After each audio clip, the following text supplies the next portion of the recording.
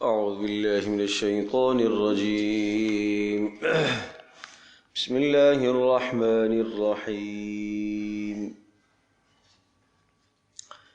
ويل للمطففين الذين إذا اكتالوا على الناس يستوفون وإذا كالوهم أو وزنوهم يخسرون ألا يظن أولئك أنهم مبعوثون ليوم عظيم يوم يقوم الناس لرب العالمين كلا إن كتاب الفجار لفي سجين وما أدراك ما سجين كتاب مرقوم ويل يومئذ للمكذبين الذين يكذبون بيوم الدين وما يكذب به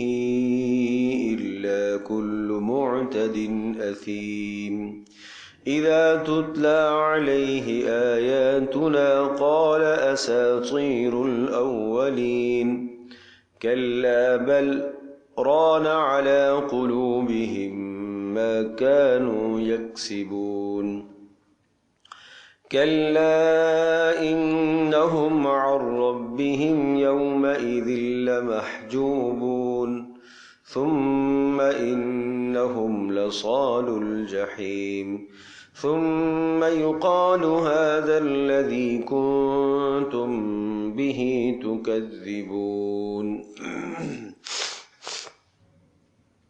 یہ سورۃ المطففین ہے اور یہ مکی سورہ مبارکہ ہے اور اس سورت میں کل 36 آیات ہیں اور اس سورہ مبارکہ کا جو مرکزی مضمون ہے نافرمانوں اور فرما برداروں کے نام اور ان کے اعمال اللہ کے ہاں رجسٹروں کے اندر درج ہے. نافرمانوں اور فرما برداروں کے اعمال اللہ کے ہاں رجسٹروں کے اندر درج ہیں. نامہ اعمال اللہ کے پاس سب کے محفوظ ہیں. یہ اس سورہ مبارکہ کا مرکزی مضمون ہے. اسی کے ارد گرد تمام آیات چل رہی ہوں گی. اور مطففین تطفیف سے ہے. تطفیف کا معنی ہے کسی کے حق میں کمی کرنا.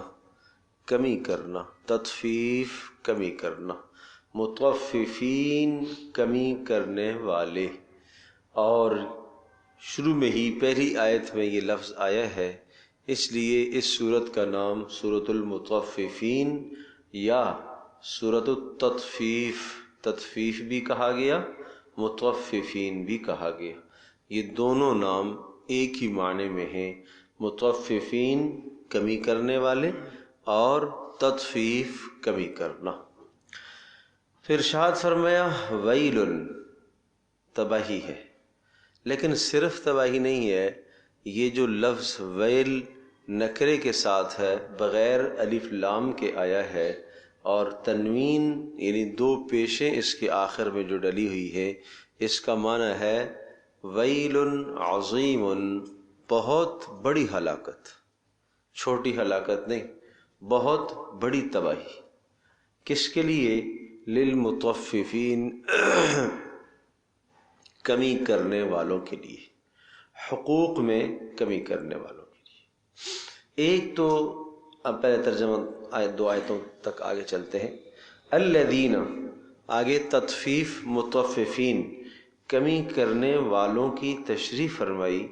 الذین اذا اکتالوا، یہ وہ لوگ ہیں کہ جب اذا اکتالوا، جب یہ ماپ کر کے لیتے ہیں، یعنی چیز کو کیل کر کے لیتے ہیں، علی الناس، لوگوں سے، یستوفون، تو پورا پورا وصول کرتے ہیں. وَإِذَا كَالُوهُمْ، اور جب لوگوں کو کیل کر کے یعنی ناپ کر کے دیتے ہیں، او وزنوہم یا وزن کر کے دیتے ہیں، یخسرون تو کمی کر لیتے ہیں۔ لیتے وقت تو پورا لیتے ہیں اور دیتے وقت کیا کرتے ہیں؟ کمی کر لیتے ہیں۔ ایک دکاندار ہے، جا کے مال مارکیٹ سے جب لیتا ہے تو اس وقت کیا کرتا ہے؟ پورا پورا وصول کرتا ہے، ایک ایک چیز دیکھتا ہے اور ایک ایک چیز سوچتا ہے کہ کوئی کمی نہ ہو جائے، پورا پورا مال آیا ہے کہ نہیں آیا ہے، اور اسی طرح سے تولنے والے نے، گننے والے نے کوئی گڑبڑ تو نہیں کی ہے۔ تو وصول کرتے وقت تو وہ خیال رکھتا ہے کیونکہ اپنی ذات کے لیے ہو رہا ہوتا ہے، لیکن جب یہ دوسروں کو تول کر دیتا ہے یا گن کر دیتا ہے یا ناپ کر دیتا ہے تو اس وقت یہ کمی کرتا ہے۔ گویا کہ خریداری کے وقت پورا پورا وصول کرتا ہے اور بیچنے کے وقت کیا کرتا ہے؟ وہ کمی کر دیتا ہے۔ تو اس کے لیے تباہی ہے۔ اب یہ جو تباہی کا سبب بتایا ہے، تباہی کا سبب پورا پورا لینا نہیں بتایا کہ یہ پورا کیوں لیتا ہے۔ لینا تو جائز ہے، پورا پورا لے سکتے ہو۔ اصل جو مذمت اور برائی بیان کی جا رہی ہے وہ یہ بیان کی جا رہی ہے کہ آپ کے پاس دو پیمانے الگ الگ کیوں ہیں؟ اپنے لیے الگ پیمانہ آپ نے رکھا ہے، دوسروں کے لیے الگ پیمانہ رکھا ہے۔ لینے کے لیے آپ نے الگ پیمانہ رکھا ہے، دینے کے لیے آپ نے الگ پیمانہ رکھا ہے۔ لیتے وقت تو آپ یہ کہتے ہو کہ کسی قسم کا مجھے گھاٹا اور نقصان نہ آئے، دیتے وقت آپ اپنے مسلمان بھائی کو اپنی جگہ کیوں نہیں سمجھتے ہو کہ وہ بھی میرا بھائی ہے، اس کو بھی کوئی گھاٹا اور نقصان نہیں ہونا چاہیے۔ بات سمجھ میں آ گئی؟ اس لیے فرمایا الذین اذا اکتالوا علی الناس یستوفون، جب یہ کیل کرتے ہیں تو یستوفون کیا کر لیتے ہیں؟ کمی کر لیتے ہیں۔ وَإِذَا كَالُوهُمْ جب اذا اکتالوا جب یہ کیل کر کے دیتے ہیں تو یستوفون برابر برابر پورا پورا جو ہے نا وہ وصول کرتے ہیں۔ وَإِذَا كَالُوهُمْ اور جب لوگوں کو یہ کیل کر کے دے رہے ہوتے ہیں، یعنی ناپ کر کے دے رہے ہوتے ہیں، او وزنوہم یا وزن کر کے دے رہے ہوتے ہیں تو یخسرون یہ کمی کر بیٹھتے ہیں۔ الا یظن کیا ان کا یقین نہیں ہے؟ الا یظن، یظن کا ترجمہ میں یقین سے کر رہا ہوں۔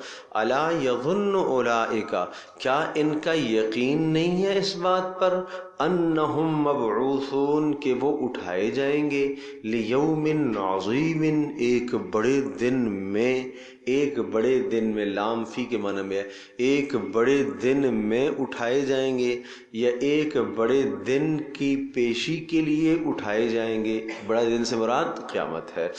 یوم وہ بڑا دن، یقوم الناس جس دن لوگ کھڑے ہوں گے، لرب العالمین جہان والوں کے پروردگار کے سامنے کھڑے ہوں گے۔ کس کے لیے؟ حساب و کتاب کے لیے۔ یہ تو میں نے اس کا ترجمہ آپ کے سامنے عرض کیا۔ اب پھر سمجھیے کہ متوففین، تطفیف کا معنی میں نے عرض کیا تھا کہ تطفیف کہتے ہیں کسی کے حق میں کیا کرنا؟ کمی کرنا۔ تو اس کا تعلق صرف خرید فروخت سے نہیں ہے، اس کا تعلق صرف دکاندار سے نہیں ہے۔ یہ آیت بینہ اتنی عام ہے، اتنی عام ہے کہ اس نے معاملات کو، عبادات کو، عقائد کو، تمام کی تمام چیزوں کو اپنے گھیرے میں لے کے رکھا ہوا ہے۔ حضرت عمر رضی اللہ تعالی عنہ نے ایک شخص کو دیکھا کہ وہ نماز کے اندر رکوع سجدہ نہیں کر رہا تھا، تو آپ نے فرمایا طففت، تو نے تو کمی کر لی، تو متوففین میں سے ہے۔ نہیں سمجھے؟ کیا کر رہا تھا؟ نماز میں کمی کر رہا تھا نا، رکوع سجدہ صحیح نہیں ادا کر رہا تھا، تو آپ نے کیا فرمایا کہ تو کمی کرنے والوں میں سے ہے، متوففین میں سے ہے، اس لیے کہ نماز کا حق یہ ہے کہ پوری پوری اللہ کو دی جائے، رکوع صحیح کر کے اللہ کو دیا جائے، سجدہ صحیح کر کے اللہ کو دیا جائے۔ جب تو نے نماز میں چوری کر لی ہے، حق کم کر دیا ہے، تو گویا کہ تو نماز میں کیا کرنے والا ہے؟ کمی کرنے والا ہے۔ اسی طرح سے روزے میں، اسی طرح سے عقائد میں، اسی طرح سے معاملات زندگی میں۔ اب معاملات زندگی میں دیکھنے میں ترجمے سے تو آپ کو یہی لگے گا بھائی یہ آیات تو دکانداروں سے متعلق ہیں، کاروباریوں سے متعلق ہیں، میرا اس سے کوئی تعلق نہیں ہے۔ تو میں نے عرض کیا قرآن ایسے الفاظ لے کے آتا ہے جو پورے کے پورے ماحول کو محیط اور حاوی ہوتے ہیں، سارے ماحول کو گھیرتے ہیں۔ کمی کرنے والے ہیں جی، کمی کرنے والے، متوففین، کمی کرنے والے، کس میں؟ حق میں کمی کرنے والے۔ اب ایک آدمی ملازمت کرتا ہے، 8 گھنٹے کی روزانہ نوکری کرتا ہے اور 8 گھنٹے کا ایگریمنٹ ہے کہ روزانہ 8 گھنٹے یہ کام کرے گا، مہینے کے بعد اس کو اتنی سیلری ملے گی، تو 8 گھنٹے کے بجائے 7.5 گھنٹے کام کرتا ہے اور سیلری پوری لے رہا ہے، تو یہ بھی کمی کرنے والوں میں شمار ہو رہا ہے۔ سیلری میں اگر کسی نے کٹوتی کی تو ایک دم بھرم ہو جاتا ہے، یہ کیا ہے؟ اس کا مطلب دوسرے سے لینے میں کیا کرتا ہے؟ پورا پورا لیتا ہے۔ اور جب دوسروں کو دینے کی باری آتی ہے، بھائی کام تو پورا دو نا، اور جی یہ ہے تو وہ ہے تو یہ ہے تو وہ ہے، جائے گا بھی 10 منٹ تاخیر سے، آئے گا بھی جلدی، جائے گا آدھا گھنٹہ لیٹ۔ ہاں جی، پوچھا بھائی تو 8:15 ہو گئے ہیں، 8 بجے پہنچنا تھا، ابھی 15 منٹ ہی تو لیٹ ہوئے۔ تو کیا ہوا؟ 15 منٹ کی آپ نے کیا کر دی؟ تطفیف کر دی، آپ نے حق مار دیا۔ یہ 15 منٹ کی جو کمائی کام آپ نے نہیں کیا اور اس کی کمائی جو آپ لے کر آ رہے ہیں، یومیہ کمائی کے حساب سے 15 منٹ کے 100 روپے بن رہے ہیں یا 500 روپے بن رہے ہیں آپ کی تنخواہ کے حساب سے، یہ جو رقم 15 منٹ کی آئی ہے، جو کام آپ نے نہیں کیا اور وہ رقم آپ نے وصول کر لی ہے، یہ رقم لینا آپ کے لیے جائز نہیں ہے۔ جب یہ آپ کی رقم حلال مال میں ملتی ہے تو اس حلال کو تباہ کر دیتی ہے۔ حالانکہ آپ جائز نوکری کر رہے ہیں، کوئی حرام کی نوکری آپ نہیں کر رہے۔ آپ کسی بھی جگہ پر ملازم ہیں، کسی محکمے میں ملازم ہیں، کسی سرکاری محکمے میں ملازم ہیں، کہیں بھی ہیں، اور وہ کام جائز ہے، فی نفس ہی ناجائز نہیں ہے، لیکن آپ نے اپنے اس جائز کام کو حرام کر دیا، خراب کر دیا۔ ایسا ہی ہے جیسا کہ صاف ستھرا ایک جو ہے وہ جگ ہے یا ایک بالٹی پانی کی ہے، اور یا یہ ہے کہ وہ شربت ہے بہترین روح افزا کا بنا ہوا، اور اس کے اندر چند قطرے پیشاب کے یا غلاظت کے مل جائیں تو وہ سب کو بیکار کر دیتے ہیں۔ اب کوئی اس کو استعمال کرنے کو تیار نہیں ہے۔ اب جو زکوٰۃ آپ دیں گے، یہ زکوٰۃ اس کمی کی تلافی کرے گی۔ جو صدقہ آپ دیں گے، یہ صدقہ اس کمی کی تلافی کرے گا جو غیر دانستہ طور پر اس میں کمی ہو گئی ہے۔ آپ کا 8 گھنٹے کا وقت تھا، اس 8 گھنٹے کے اندر آپ کو کتنا کام کرنا چاہیے تھا؟ آج طبیعت کام کی نہیں ہو رہی تھی، کچھ آپ نے بیچ میں سستی کر دی ہے، یہ غیر دانستہ طور پر۔ نادانستہ طور پر آپ سے ہو گیا ایسا، کوئی فون آ گیا، زیادہ دیر آپ نے سن لیا ہے، یہ نماز کا وقت آ گیا تھا، فرض نماز اور سنت مؤکدہ ادا کر کے آپ کو اپنے کام پر بیٹھ جانا چاہیے تھا۔ کھانے کا وقفہ آپ کو دیا گیا تھا آدھے گھنٹے کا، 35 منٹ لگا دیے آج۔ یہ اللہ کے یہاں پوچھ ہوگی میرے پیارو، یہ اللہ کے یہاں پوچھ ہے۔ یہ سب تطفیف میں آتا ہے، یہ سب کمی میں آتا ہے۔ غیر دانستہ طور پر جو آپ نے کمی کر لی ہے تو وہ کمی پوری ہوگی صدقے سے اور زکوٰۃ سے۔ جب آپ مال کی زکوٰۃ نکالیں گے، صدقہ نکالیں گے، تو جو آپ کے حلال مال میں میل آئی ہے، گندگی آئی ہے، اس گندگی کو یہ دور کر دے گا۔ لیکن جو دانستہ طور پر جان بوجھ کر آپ روزانہ یہ کام کرتے ہیں، روزانہ تطفیف کرتے ہیں، روزانہ کمی کرتے ہیں، اس کا ازالہ نہیں ہوگا، اس لیے کہ یہ حقوق العباد ہے۔ یہ کیا چیز ہے؟ یہ حقوق العباد ہے۔ تو یہ ہو گئی تطفیف، کمی کرنا۔ تو پتہ یہ چلا کہ اس کا تعلق دکاندار سے نہیں ہے، اس کا تعلق ملازمت سے بھی ہے۔ ٹھیک ہے، زندگی کے تمام آمدنی کے ذرائع سے اس کا تعلق ہے۔ جو آدمی جس منصب پر فائز ہے، اس منصب کی ادائیگی نہیں کر رہا تو تطفیف کر رہا ہے۔ بات سمجھ میں آئی؟ یہاں تک کہ میاں بیوی کے درمیان میں جو ایگریمنٹ ہے، نکاح کا ایگریمنٹ ہے، عہد ہے نکاح کا، اس میں بھی اگر شوہر بیوی کے حق نہیں ادا کر رہا یا کمی کر رہا تو یہ بھی تطفیف کرنے والا ہے، ہلاکت ہے ایسے کے لیے۔ اور اگر بیوی اس میں کمی کر رہی ہے، شوہر بیچارہ بولتا نہیں ہے اور جناب چشم پوشی کر لیتا ہے اور روزانہ کا مشغلہ ہے، وہ حقوق نہیں ادا کر رہی، تو وہ گویا کہ حقوق میں کیا کر رہی ہے؟ کمی کر رہی ہے۔ یہاں تک کہ باپ اگر اولاد کے حقوق نہیں ادا کر رہا، اولاد اپنے ماں باپ کے حقوق نہیں ادا کر رہی، تو یہ بھی کیا ہے؟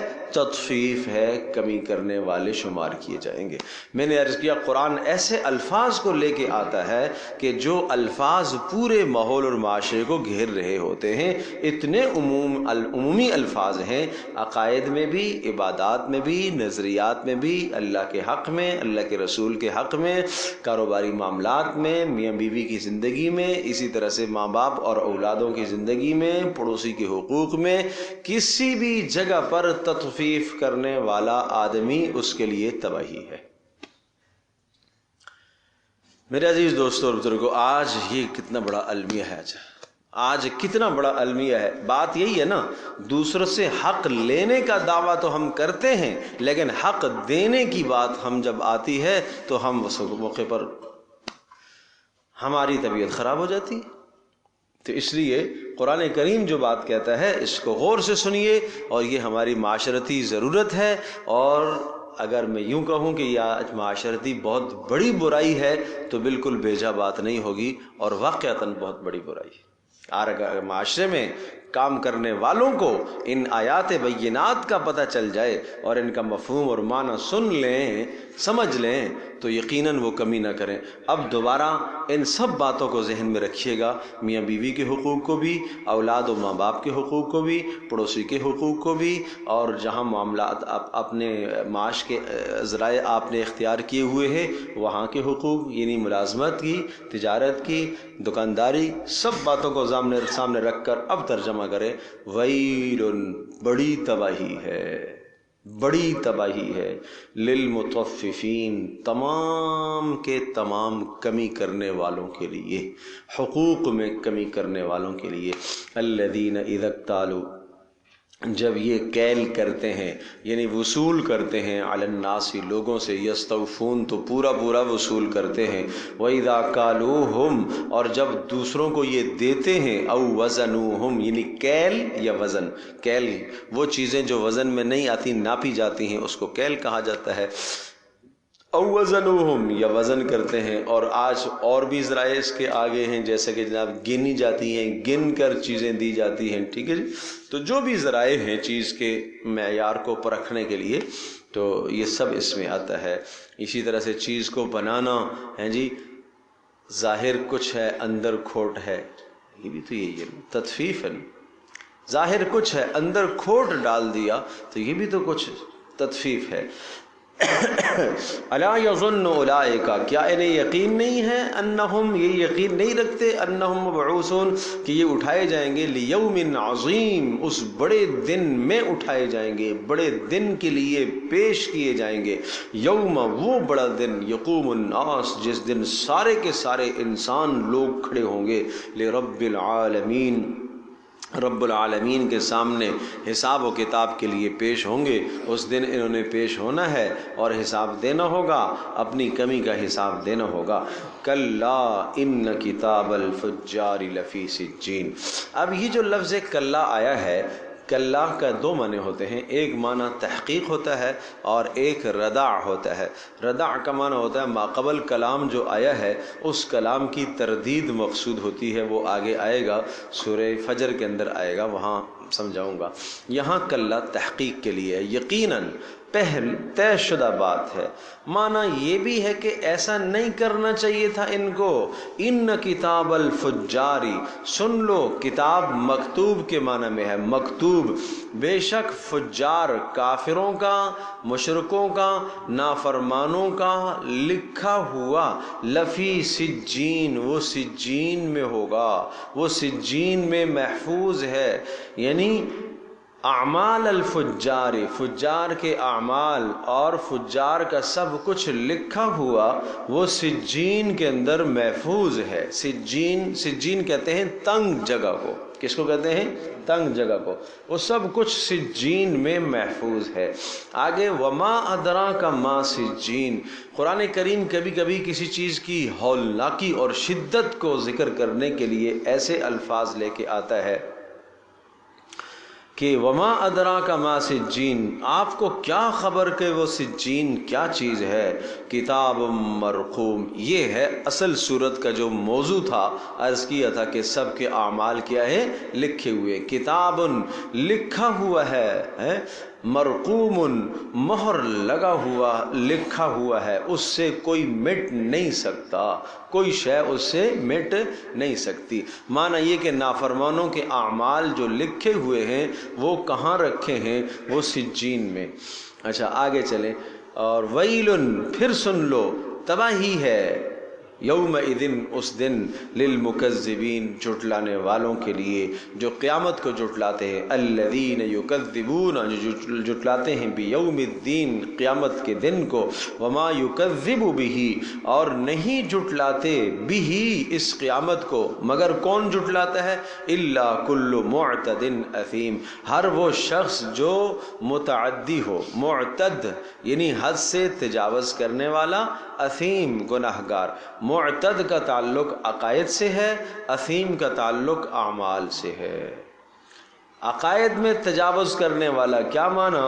اللہ پاک کے لیے جو چیز ثابت نہیں کرنی چاہیے تھی وہ اللہ کے لیے ثابت کر دی، جو اللہ کے لیے ثابت کرنا چاہیے تھا اس کا انکار کر دیا، یہ ہے حد سے تجاوز کرنے والا، اثیم گناہگار۔ اذا تتلی علیہ آیاتنا، جب اس پر آیات پڑھی جاتی ہیں، ہماری آیات پڑھ کے سنائی جاتی ہیں، قالا، کہتا ہے، اساطیر الاولین، یہ تو گزشتہ لوگوں کی کہانیاں ہیں۔ یہ کیا ہیں؟ گزشتہ لوگوں کی کہانیاں ہیں۔ یہاں ایک بات ذہن نشین فرمائیے گا، علیین اور سجین، آگے علیین آگے آئے گا لفظ، سجین اور علیین۔ سجین کہا جاتا ہے کہ جہاں پر نافرمانوں کے اعمال محفوظ ہوتے ہیں، اور علیین کہا جاتا ہے جہاں پر نیک لوگوں کے اعمال محفوظ ہوتے ہیں۔ اب سجین کہاں ہے، علیین کہاں ہے؟ روایات اور احادیث میں یہ بات سمجھ میں آتی ہے کہ علیین وہ ساتوں آسمانوں کے اوپر ایک جگہ ہے، اور سجین وہ ساتوں زمینوں کے نیچے ایک جگہ ہے، تنگ جگہ ہے، جہاں پر نافرمانوں کے اعمال کو رکھا جائے گا، اور علیین جہاں پر فرما برداروں کے اعمال کو رکھا جائے گا۔ بس یہ آپ ذہن نشین فرما لیں، اتنی تحقیق ہی کافی ہے۔ اس میں اور بھی باتیں ہیں لیکن وقت بھی نہیں ہے، اور وہ ذرا بحث پیچیدہ ہے، میں ان کو ذکر نہیں کرتا۔ آگے دیکھیے گا، اذا تتلی علیہ آیاتنا، جب ہماری آیتیں اس کو پڑھ کے سنائی جاتی ہیں، قال اساطیر الاولین، تو وہ یہ کہتا ہے، اساطیر الاولین، یہ گزشتہ لوگوں کی کہانیاں ہیں، یعنی قرآن مقدس کو سن کر وہ انہیں کہانیاں تصور کرتا ہے۔ کلا بل رانا، یہ جو لفظ ہے بل کے بعد ایک لفظ لکھا ہوا ہے سکتہ، یہ قرآن مقدس میں کئی جگہ پر آتا ہے، اس کو کہتے ہیں سکتہ۔ سکتے کا مطلب یہ ہوتا ہے کہ آپ جب اس کو ادا کریں گے تو اس میں پڑھتے ہوئے وقف ہوگا لیکن سانس نہیں ٹوٹے گی۔ ایک وقف تو وہ ہوتا ہے جیسا کہ میں نے پڑھا، اذا تتلی علیہ آیاتنا قال اساطیر الاولین، اب یہاں میں نے سانس لیا اور آگے میں نے پڑھا کلا بل رانا، ایک یہ ہے۔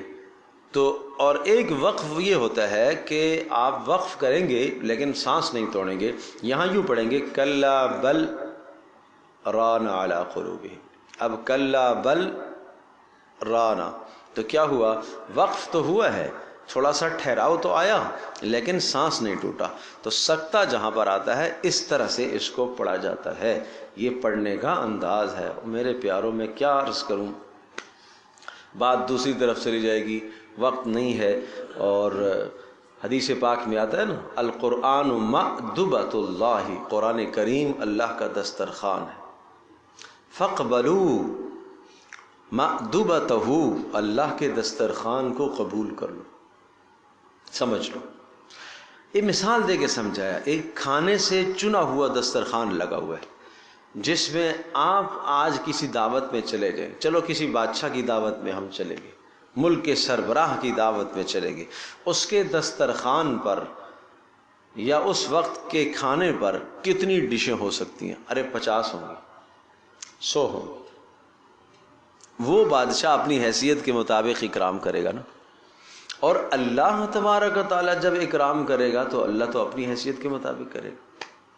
کس اقسام و انواع کے کھانے اللہ کیا ہوں گے، کیا کیا اقسام و انواع ہوں گی؟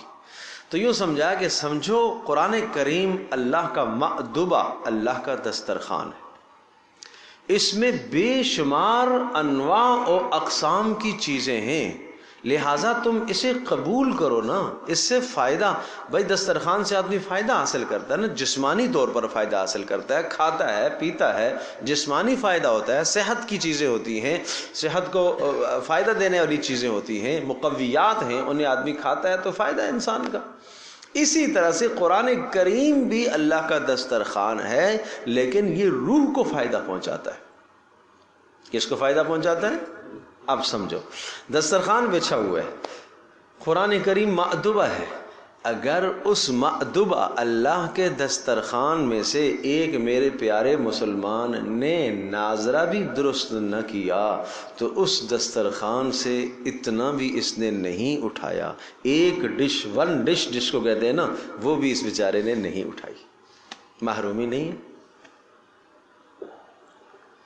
ناظرے کا صحیح پڑھنا، پھر اس کے بعد تجوید کا حاصل کرنا، پھر قراءات کا پڑھنا، پھر اس کا ترجمہ پڑھنا، پھر اس کی تفسیر پڑھنا، پھر تدبر کرنا، پھر آیات کا شان النزول دیکھنا، پھر احادیث کی روشنی میں پرکھنا، پھر رسول اللہ صلی اللہ علیہ وسلم کے جان نثار صحابہ کرام رضی اللہ عنہم اجمعین کی آراء کی روشنی میں دیکھنا، اور پھر تابعین اور تبع تابعین کی روشنی میں دیکھنا، پھر لغت کی روشنی میں دیکھنا، اور پھر جناب دیگر فصاحت اور بلاغت کی روشنی میں اس کو دیکھنا۔ یہ کس قسم کی انواع اور اقسام کی چیزیں ہیں؟ یہ قرآن کے اندر یہ سب چیزیں۔ تو ہم کوشش کر کے تو صرف اس وقت ایک جہت کو بیان کر پاتے ہیں کہ بھئی ناظرہ درست ہو جائے اور کم از کم کچھ معنی ہمیں سمجھ میں آ جائے۔ آپ اندازہ کرو نا کہ ہم کتنا بڑا خسارہ کر رہے ہیں کہ اگر ایک آدمی کو اس دسترخوان سے اس نے 1 ڈش بھی نہ اٹھائی، یعنی صرف درست پڑھنا بھی اس نے نہ لیا، تو کتنی بڑی محرومی ہے۔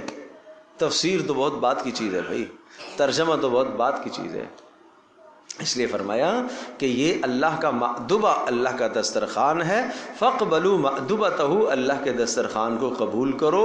اور پھر ایک حدیث میں آتا ہے کہ وَتَعَلَّمُوا مِن مَأْدُبَتِهِ، اللہ کے دسترخوان سے علم حاصل کرو۔ اور سنیے گا ایک حدیث میں، اسی حدیث میں آگے الفاظ ہیں، ہوا حبل اللہ المتین، یہ قرآن کریم اللہ کی مضبوط ترین رسی ہے، ہوا نور المبین، یہ نور مبین ہے۔ نور کس کو کہتے ہیں؟ روشنی کو۔ تو روشنی آپ کو ہر اندھیرے کے اندر کیا کام دیتی ہے کہ نہیں دیتی؟ آپ کہیں بھی اندھیرے میں چلے گئے، خوب اندھیرا ہے، آپ کے پاس روشنی ہے، آپ کی آنکھوں میں دیکھنے کی صلاحیت موجود ہے، تو ٹھوکر لگنے سے، گرنے سے، گڑھے میں جانے سے آپ بچ سکیں گے کہ نہیں بچ سکیں گے؟ قرآن کریم آپ کے پاس وہ عجیب اور عظیم الشان نور ہے، اس نور کے ہوتے ہوئے دنیا کی کسی جگہ پر آپ چلے جائیں گے، کوئی دنیا کی طاقت تمہارا کچھ نہیں بگاڑ سکتی، کوئی تمہیں گمراہ نہیں کر سکتا۔ یہ نور ہے، لیکن ہم اسے نور سمجھے تو صحیح۔ آج ہماری ترجیحات کیا ہیں؟ ہماری ترجیحات تو یہ ہے کہ زندگی کا بیشتر حصہ عصری تعلیم کو حاصل کرنے میں لگ جاتا ہے، قرآن کریم کو سیکھنے کے لیے کتنا وقت صرف کیا ہم نے، اور وہ تعلیمات کے جو نور نہیں ہیں، جن تعلیمات کا تعلق صرف دنیاوی زندگی سے ہے، ان کے حصول کے لیے ہم 25 سال کی زندگی بہا دیتے ہیں۔ ہمارے جوان 30 سال کی زندگیوں کو ختم کر دیتے ہیں، اور پھر بڑی ڈگری لینے کے لیے باہر ممالک کا سفر کرتے ہیں۔ کیا کبھی قرآن کریم کی ڈگری لینے کے لیے بھی ہم نے سوچا؟ صرف حفظ کی ڈگری لے لینا، میں نے عرض کیا وہ ایک چیز کی آپ نے 1 ڈش وہاں سے لے لیا، وہ بھی سادی سی، تو اور کتنا کچھ کرنا چاہیے اس میں۔ لوگوں نے ساری زندگیاں کھپائی ہیں۔ عبداللہ ابن عباس رضی اللہ تعالی عنہما کی ساری زندگی قرآن کے ساتھ لگ گئی تھی، ساری زندگی لگا دی، سب کچھ لگا دیا اپنے قرآن کریم کے ساتھ۔ امام اصمعی رحمۃ اللہ علیہ نے صرف لغت سیکھنے کے لیے، عربی زبان، تاکہ میں قرآن کے معنی کو سمجھ سکوں، 19 سال لگائے، 19 سال۔ خود عرب ہے، اپنی زبان ہے، اس کے باوجود بھی قرآن کریم کو سیکھنے کے لیے، اتنی تہ تک جانے کے لیے، گہرائی تک جانے کے لیے اتنی محنت کی لوگوں نے۔ ہمارا کیا صرف ہوا اس کے لیے آج؟ اللہ اکبر، اللہ اکبر۔ تو بات میں یہاں سے عرض کی تھی کلا بل ران، کہ اتنی باریکی کس کو آج پتہ ہے کہ بھائی پڑھنے میں ایسا ہی آ سکتا کرنا ہے؟ کوئی حافظ تو جانتے ہیں، باقی حافظوں کے علاوہ کس الا ماشاء اللہ چند لوگ ہوں گے جن کو پتہ ہے۔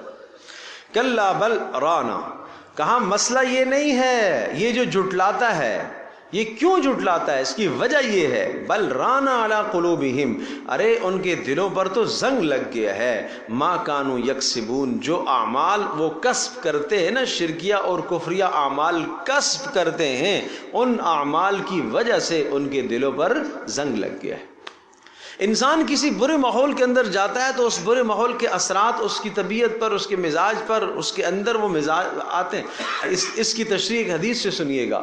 آپ نے ارشاد فرمایا صلی اللہ علیہ وسلم، جب انسان گناہ کرتا ہے تو اس کے دل پر ایک سیاہ نقطہ لگ جاتا ہے، اگر وہ توبہ کر لیتا ہے تو اس نقطہ مٹ جاتا ہے، اگر نہیں توبہ کرتا ایک اور گناہ کرتا ہے پھر دوسرا نقطہ لگتا ہے، پھر تیسرا گناہ کرتا ہے تیسرا نقطہ لگتا ہے، کرتے کرتے وہ سارا دل سیاہ ہو جاتا ہے۔ یہ دل کا کالا ہونا ہی ران ہے، ران، یہ آدمی والی ران نہیں، یہ ران ہے جس کو قرآن کریم میں اللہ نے یوں ارشاد فرمایا کلا بل ران علی قلوبہم، کہ ان کے دلوں پر زنگ چھا گیا ہے، ما کانوا یکسبون، وہ جو اعمال کرتے ہیں ان اعمال کی، یعنی نافرمانیوں کی وجہ سے دل کالا ہو گیا ہے، سیاہ ہو گیا ہے۔ اور بتاؤں جب یہ دل سیاہ اور کالا ہوتے ہوتے ہوتے یہاں تک پہنچ جاتا ہے کہ آگے اس کا پھر خاتمہ کفر پر ہوتا ہے، اس لیے کہ دل میں حق کو قبول کرنے کی صلاحیت مٹ جاتی ہے۔ کلا انہم عن ربہم یومئذ لمحجوبون، پکی بات ہے، طے شدہ بات ہے، انہم عن ربہم، وہ اپنے پروردگار سے، یومئذ، اس دن، لمحجوبون، اپنے رب سے روکے ہوئے ہوں گے، اپنے رب کے دیدار سے محروم ہوں گے، اپنے رب کے دیدار سے محروم ہوں گے۔ ثم انہم لصال الجحیم، دو گویا کے عذاب ہوں گے، دو طرح، ایک روحانی عذاب، ایک جسمانی عذاب۔ روحانی عذاب کہ عظیم الشان لذت سے آپ کو محروم کر دیا گیا، تو یہ روحانی عذاب ہے۔ کیسے؟ اللہ کا دیدار، اس سے محروم ہو جانا، یہ کیسا عذاب ہے؟ روحانی، تڑپ رہا ہوگا، تڑپ رہا ہوگا، ہے جی۔ اب ظاہر سی بات ہے کہ ایک آدمی کو جسمانی تکلیف تو نہیں ہے، جیل میں اس کو کسی نے بند کر دیا ہے، ٹھیک ہے، کوئی تکلیف نہیں ہے، کھانا پینا سب کچھ مل رہا ہے، لیکن بچوں کی، بیوی کی، ماں باپ کی محبت میں تڑپ تو ہے نا، یہ روحانی عذاب تو ہے بیچارے کو، جسمانی کوئی اذیت نہیں ہے بھائی، لیکن پھر بھی جیل تو جیل ہے۔ اس لیے فرمایا کہ یہ کیا ہوں گے؟ یہ اللہ کے دیدار سے محروم ہوں گے۔ ثم انہم لصال الجحیم، پھر ان کو دوزخ میں ڈالا جائے گا، یعنی اب جسمانی عذاب۔ ثم یقال، پھر کہا جائے گا ھذا الذی، یہ وہی عذاب تو ہے، کنتم بہ تکذبون، جس کو تم جھٹلایا کرتے تھے۔ کلا ان کتاب الابرار، بے شک اب نیک لوگوں کا نام عمل کہاں ہوگا؟ ان کتاب الابرار، بے شک ابرار کا کتاب، ابرار کے نام اعمال، ابرار بر کی جمع ہے، کس کی جمع ہے؟ بر، ایک ہے بر، ایک ہے بر۔ بر کہتے ہیں نیکی کو، بر کہتے ہیں نیک آدمی کو۔ اللہ پاک کا جو نام ہے نا، هو البر الرحیم، بر ہے وہ، بر، بر نہیں ہے، ٹھیک ہے نا۔ عبد البر، کسی کا نام جب ہم رکھیں گے تو کیسا رکھیں گے؟ عبد البر، عبد البر نہیں، عبد البر۔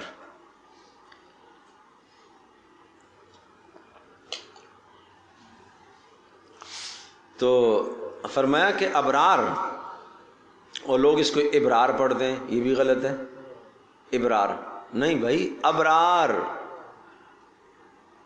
ہاں جی، ابرار، ابرار.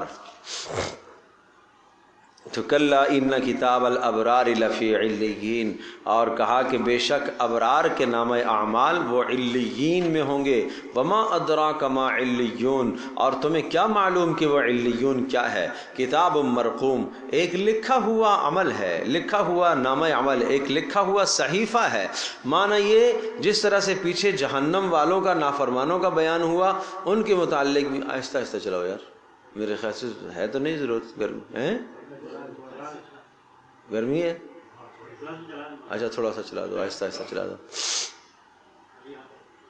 تو کیا عرض کر رہا تھا، جیسے جہنمیوں کا کے اعمال کہاں وہ سجین میں، وہاں وہ بھی کتاب مرقوم ہے، اور جنتیوں کے نامہ اعمال وہ بھی کیا ہے، کتاب مرقوم ہے. مرقوم کا مطلب یہ ہوا کہ مہر لگا ہوا، اس میں سے نہ کوئی شے مٹ سکتی ہے، نہ مزید اس میں کوئی اضافہ کیا جا سکتا ہے. یہ دنیا کے حساب و کتاب تو ہے نہیں کہ بھائی تھوڑے سے پیسے دیے تو یہ مٹا دیا، تھوڑے سے پیسے دیے تو یہ ڈلوا دیا، تو وہ ایسا سلسلہ نہیں ہے بھائی. ہائے ہائے یشہدہ المقربون، اور فرمایا کہ جو مقرب فرشتے ہیں نا، وہ فرشتے ان کا مشاہدہ کرتے ہیں. کس کا مشاہدہ کرتے ہیں؟ ان اعمال کو دیکھتے ہیں، وہ نگرانی کرتے ہیں. مقرب فرشتے جو نہ کسی کی رشوت قبول کریں، اور جناب نہ کسی سے دبیں، اور نہ کسی کی دھمکی سے متاثر ہوں، وہ بڑے اللہ کے مقرب فرشتے ہیں. ان الابرار لفی نعیم، اور پھر مزید اب انجام آیا نیک لوگوں کا. انجام جو ہے نعیم میں ہوں گے. کہاں ہوں گے؟ یعنی ابرار نیک لوگ نعیم نعمتوں میں ہوں گے. علی الارائک ینظرون، مراد اس سے جنت ہے. علی الارائک، مسہریوں پر بیٹھے ہوئے، ینظرون، دیکھ رہے ہوں گے، مشاہدے کر رہے ہوں گے. کیا چیز؟ جنت کی نعمتوں کو دیکھ رہے ہوں گے. تعرف فی وجوہہم، تو دیکھ لے گا اے مخاطب، تعرف، تو پہچان لے گا اے مخاطب، فی وجوہہم، ان کے چہروں پر، نظرۃ النعیم، نعمتوں کی تازگی تو ان کے چہروں پر دیکھ رہا ہوگا. جیسے آپ لوگ کہتے ہیں نا یار کھاتے پیتے گھرانے سے نظر آتا ہے ہمیں، اس کے چہرے کی تر و تازگی، اور خون کے اندر جناب دوڑان خون کی، اور اسی طرح سے جناب بالکل خوبصورت چمکتا دھمکتا چہرہ، لال سرخ جسم. مطلب یہ کہ کھاتے پیتے، ایک آدمی بیچارہ سوکھا پتلا مسکین، اور جناب اس کے اوپر فقر و فاقے کے آثار ظاہر ہے، تو یوں لگتا ہے کہ اس کو کتنے دن سے کچھ کھانے کو ملا ہی نہیں ہے نا. تو دونوں چیزیں بالکل ظاہر و باہر ہوتی ہیں. اسی طرح سے فرمایا تعرف فی وجوہہم، تو دیکھ لے گا ان کے چہروں پر، نظرۃ النعیم، نظرہ کہتے ہیں تر و تازگی، نظرہ ضاد کے ساتھ، نظرہ، نظرہ. تو اگر کسی کا نام رکھنا چاہتے ہو، کسی بچی کا نام نظرہ، تو رکھ سکتے ہیں، کوئی حرج نہیں ہے، نظرہ. لیکن کس کے ساتھ؟ ضاد کے ساتھ. اب آپ کہو گے ہم نے تو لکھنا ہے زیڈ کے ساتھ، ہمیں ہماری کیا بلا جانے وہ ضاد ہے یا وہ ضا ہے یا وہ ذال ہے یا وہ زا ہے، ہماری بلا کیا جانے. تو ہر ایک کا معنی بدل جائے گا میرے پیارے. اس لیے پہلے نام متعین کیا کرو اردو کے اندر. اب مجھ سے لوگ پوچھتے ہیں مجھ سب یہ نام انگریزی میں، میں یہ زیڈ آ جاتا ہے تو پھر میں شک میں پڑ جاتا ہوں، بھئی یہ بتاؤ زیڈ کس کا بدلہ ہے؟ ذال کا بدلہ ہے، زا کا بدلہ ہے، ضاد کا بدلہ ہے، یا کس چیز کا بدل ہے؟ معنی تو متعین اسی سے ہوگا. بات سمجھا نہیں سمجھا؟ یہ ہے مسئلہ. اب ظاہر اگر زوئے کے ساتھ لکھیں گے نظرہ تو اس کا معنی نظر، دیکھنا. نہیں سمجھے؟ نظرہ ضاد کے ساتھ ہے نا، تو اس کا معنی کیا ہوگا؟ اس کا معنی تر و تازگی ہے. ٹھیک ہے، تو الگ الگ معنی آتے ہیں.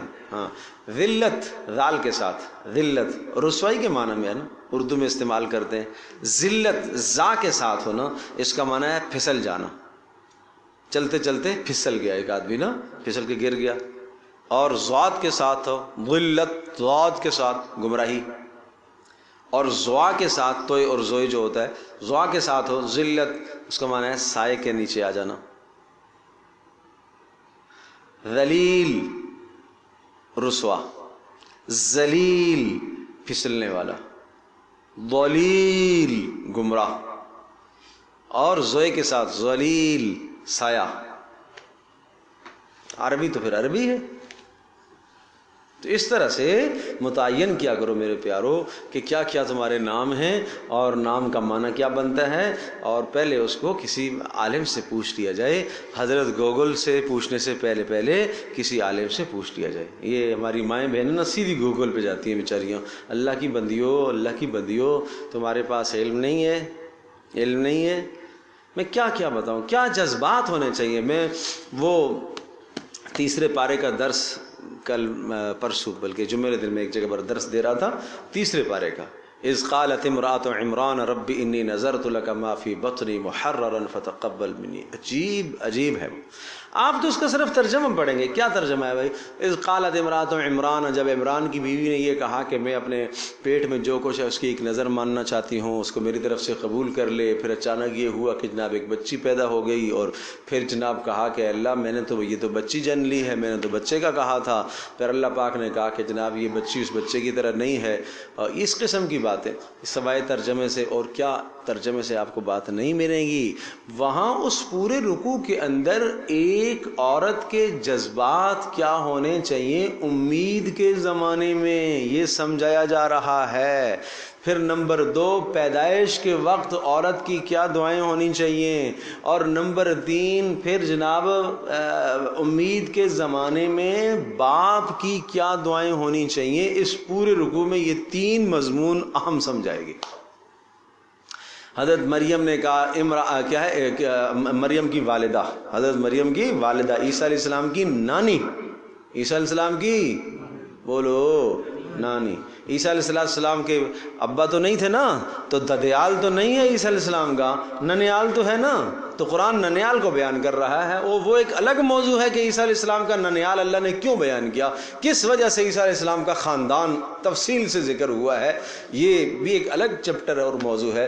رسول اللہ صلی اللہ علیہ وسلم پر قرآن نازل ہوا، آپ کے نہ نانے کا تذکرہ، نہ آپ کے والد کا تذکرہ، نہ آپ کی والدہ کا تذکرہ، آپ کے خاندان میں سے کسی کا ذکر نہیں. عیسیٰ علیہ السلام پر قرآن نازل بھی نہیں ہوا. عیسیٰ علیہ السلام کا ذکر، ان کی والدہ کا ذکر، ان کی نانی کا ذکر، ان کے نانا کا ذکر، وہ پورے خاندان کو اللہ نے بیان کیا. کیوں؟ یہ ایک الگ چیز ہے. بات وہی ہے، یہ قرآن ہے بھائی، یہ مأدبہ ہے، یہ اللہ کا دسترخوان ہے میرے پیارو، یہ سیکھو. تو وہاں جذبات ہیں حضرت مریم کی والدہ کے، اے اللہ میرے پیٹ میں جو امید ہونے والی ہے میں نے طے کر لیا کہ اللہ اس کو بیت المقدس کی خدمت کے لیے وقف کروں گا. کس کے لیے؟ بیت المقدس کی خدمت کے لیے وقف کرو گی. اور میرے پیارو اسی سے قادیانیوں نے، احمدی جماعت نے یہ کیا ہے کہ جناب جو بچے پیدا ہوتے ہیں یا مائیں جب امید سے ہوتی ہیں تو امید کے وقت ان سے بچے وقف لے لیے جاتے ہیں، اور مائیں اپنے بچوں کو احمدی جماعت کے لیے وقف کرتی ہیں. بات سمجھے نہیں سمجھے؟ وہ پیدا ہوتے ہی بچہ ان کے سپرد کر دیا جاتا ہے، پھر وہی اس کی تعلیم اور تربیت کریں گے اور اس کو پھر بعد میں مبلغ بنائیں گے. قادیانیت کا مبلغ بنایا جاتا ہے. ہم اپنے بچوں سے کیا دین کی خدمت لے رہے ہیں؟ سوچو تو صحیح. یہ جذبات حضرت مریم کی والدہ کے قرآن کیوں ذکر کرتا ہے؟ اس لیے ذکر کرتا ہے نا کہ ایک ماں کے یہ جذبات ہونے چاہیے کہ میرا بچہ پیدا ہوگا، میں اس بچے کو دین کی خدمت کے لیے وقف کروں گی. میرا بچہ تو جناب یہ بنے گا تو وہ بنے گا تو یہ بنے گا، اور پہلے سے پلاؤ ہوتے ہیں جناب، یہ بنے گا یہاں تک یہاں پڑے گا، پھر اس نے امریکہ جانا ہے، پھر اس نے کینیڈا جانا ہے، پھر اس نے یہ کرنا ہے، پھر اس نے یہ کرنا ہے، پھر ہم نے وہاں شفٹ ہونا ہے، جنت مل گئی بس. یہ ہے حال.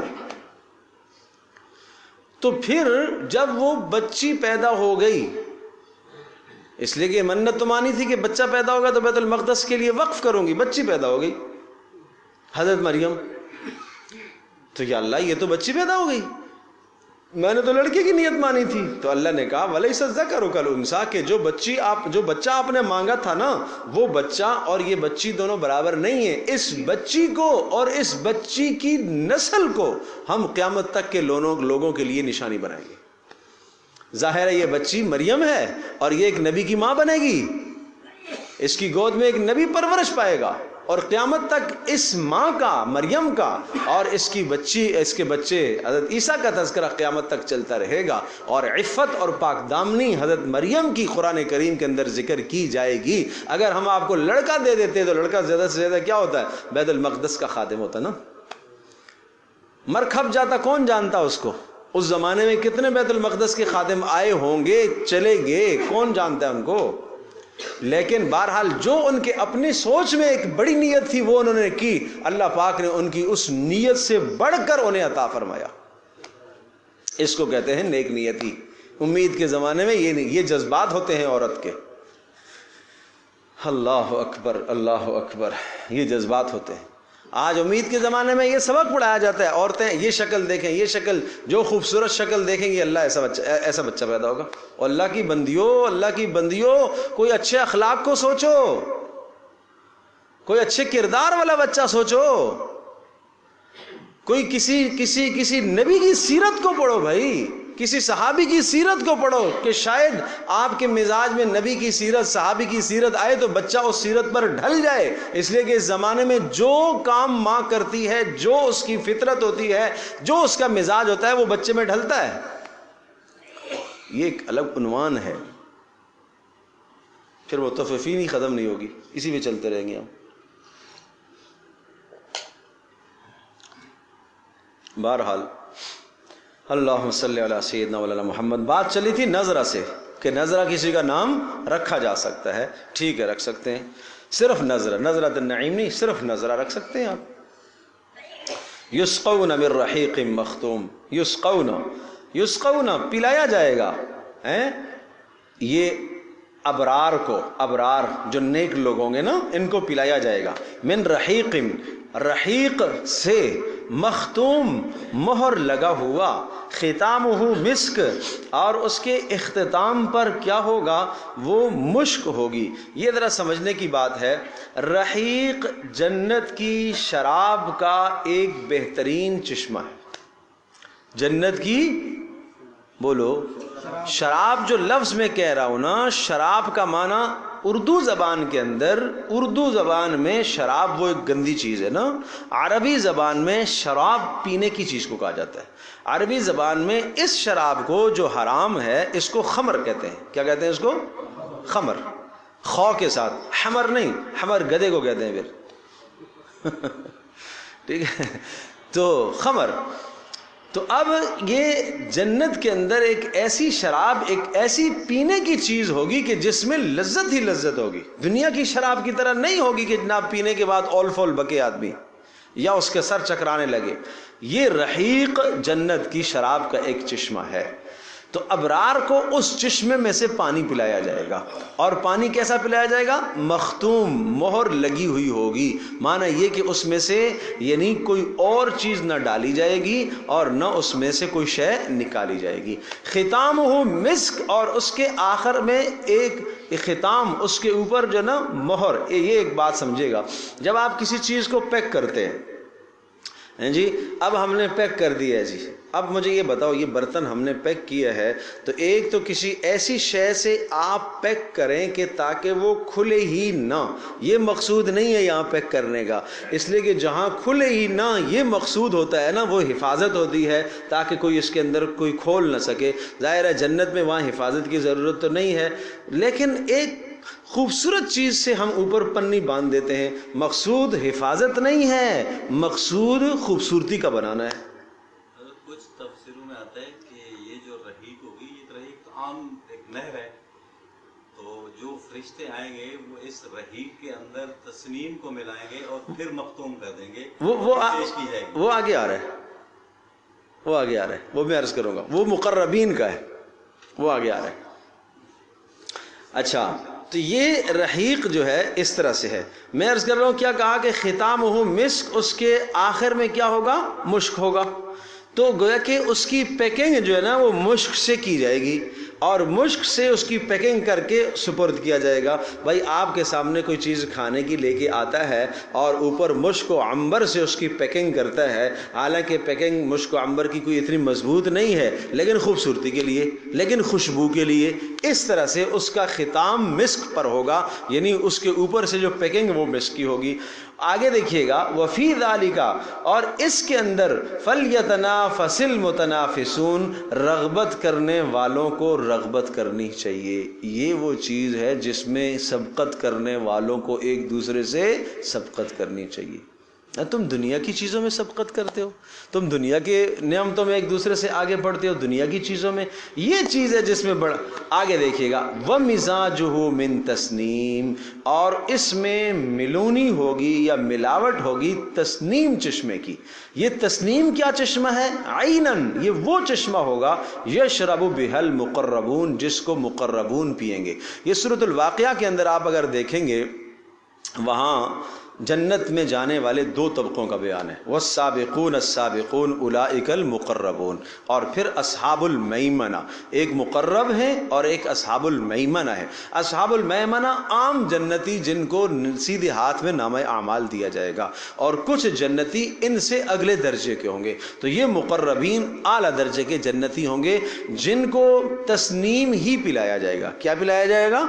تسنیم ہی پلایا جائے گا۔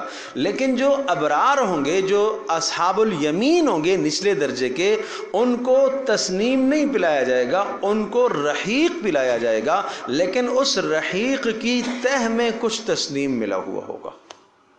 آپ بات سمجھ بھائی؟ اس رحیق کی تہ میں کچھ کیا ملا ہوا ہوگا؟ تسنیم میں، تبرک کے طور پر آپ کہیں، خوشبو کے طور پر آپ کہیں ملا ہوا ہوگا کہ بھائی چلو ہیں جب وہ پیے گا تو اچھا، وہ ملا ہوا بھی اتنا خوبصورت ہوگا، اتنا اعلیٰ ہوگا کہ مت پوچھیے گا۔ وہ بھی ابرار بڑے فخر سے پئیں گے کہ بھائی ہمارے پاس یہ گلاس، اس میں اگر زمزم کا گھونٹ ملا کر مجھے کسی نے دیا ہے، ایک ہے زمزم کا گھونٹ ملا ہوا اور ایک ہے پورا گلاس آپ کو زمزم کا دیا جائے، تو فرق ہے نا۔ لیکن پھر بھی زمزم کا گھونٹ بھی ملا ہوا ہے نا، تو میرے لیے کیا ہے؟ وہ بھی کیا ہے؟ سعادت ہے کہ زمزم کا گھونٹ تو ملا ہوا ہے یا نہیں ہے؟ اور آج بھی وہ لوگ جو وہاں جاتے ہیں، پیارے نبی صلی اللہ تعالیٰ علیہ وسلم نے جن کنووں کے اندر اپنا آب لوہن ڈالا ہے، آج بھی لوگ وہاں کتنا فخر سے پیتے ہیں اس کو۔ ایک تو وہ تھے جو پیارے نبی صلی اللہ علیہ وسلم کے جان نثار تھے کہ آپ نے اسی وقت ڈالا اور اسی وقت صحابہ نے نکال کے پیا، سبحان اللہ۔ اور آج 1400 سال گزرنے کے بعد بھی اس کنویں سے ہم پینا اپنے لیے فخر سمجھتے ہیں کہ نہیں سمجھتے؟ اسی طرح سے ایسا ہوگا جنت کے اندر بھی، ایک چشمہ تو ہوگا رحیق جو عام جنتیوں کو دیا جائے گا، اور ایک تسنیم ہوگا جو مقربین کو دیا جائے گا۔ اللہ پاک ہم سب کو یہ نعمت نصیب فرمائے بھائی۔ اب سنیے گا وَمِزَاجُهُ مِن تسنیم، اور یہ جو رحیق ابرار کو دیا جائے گا نا، اس کے نیچے ملاوٹ ہوگی کس کی؟ تسنیم کی۔ اچھا تسنیم کیا چیز ہے؟ عَيْنًا يَشْرَبُ بِهَا الْمُقَرَّبُونَ، یہ وہ ایک چشمہ ہے کہ جس کو مقربین پئیں گے، یعنی بلند درجے والے جنتی پئیں گے۔ بس یہ مضمون ختم ہو گیا۔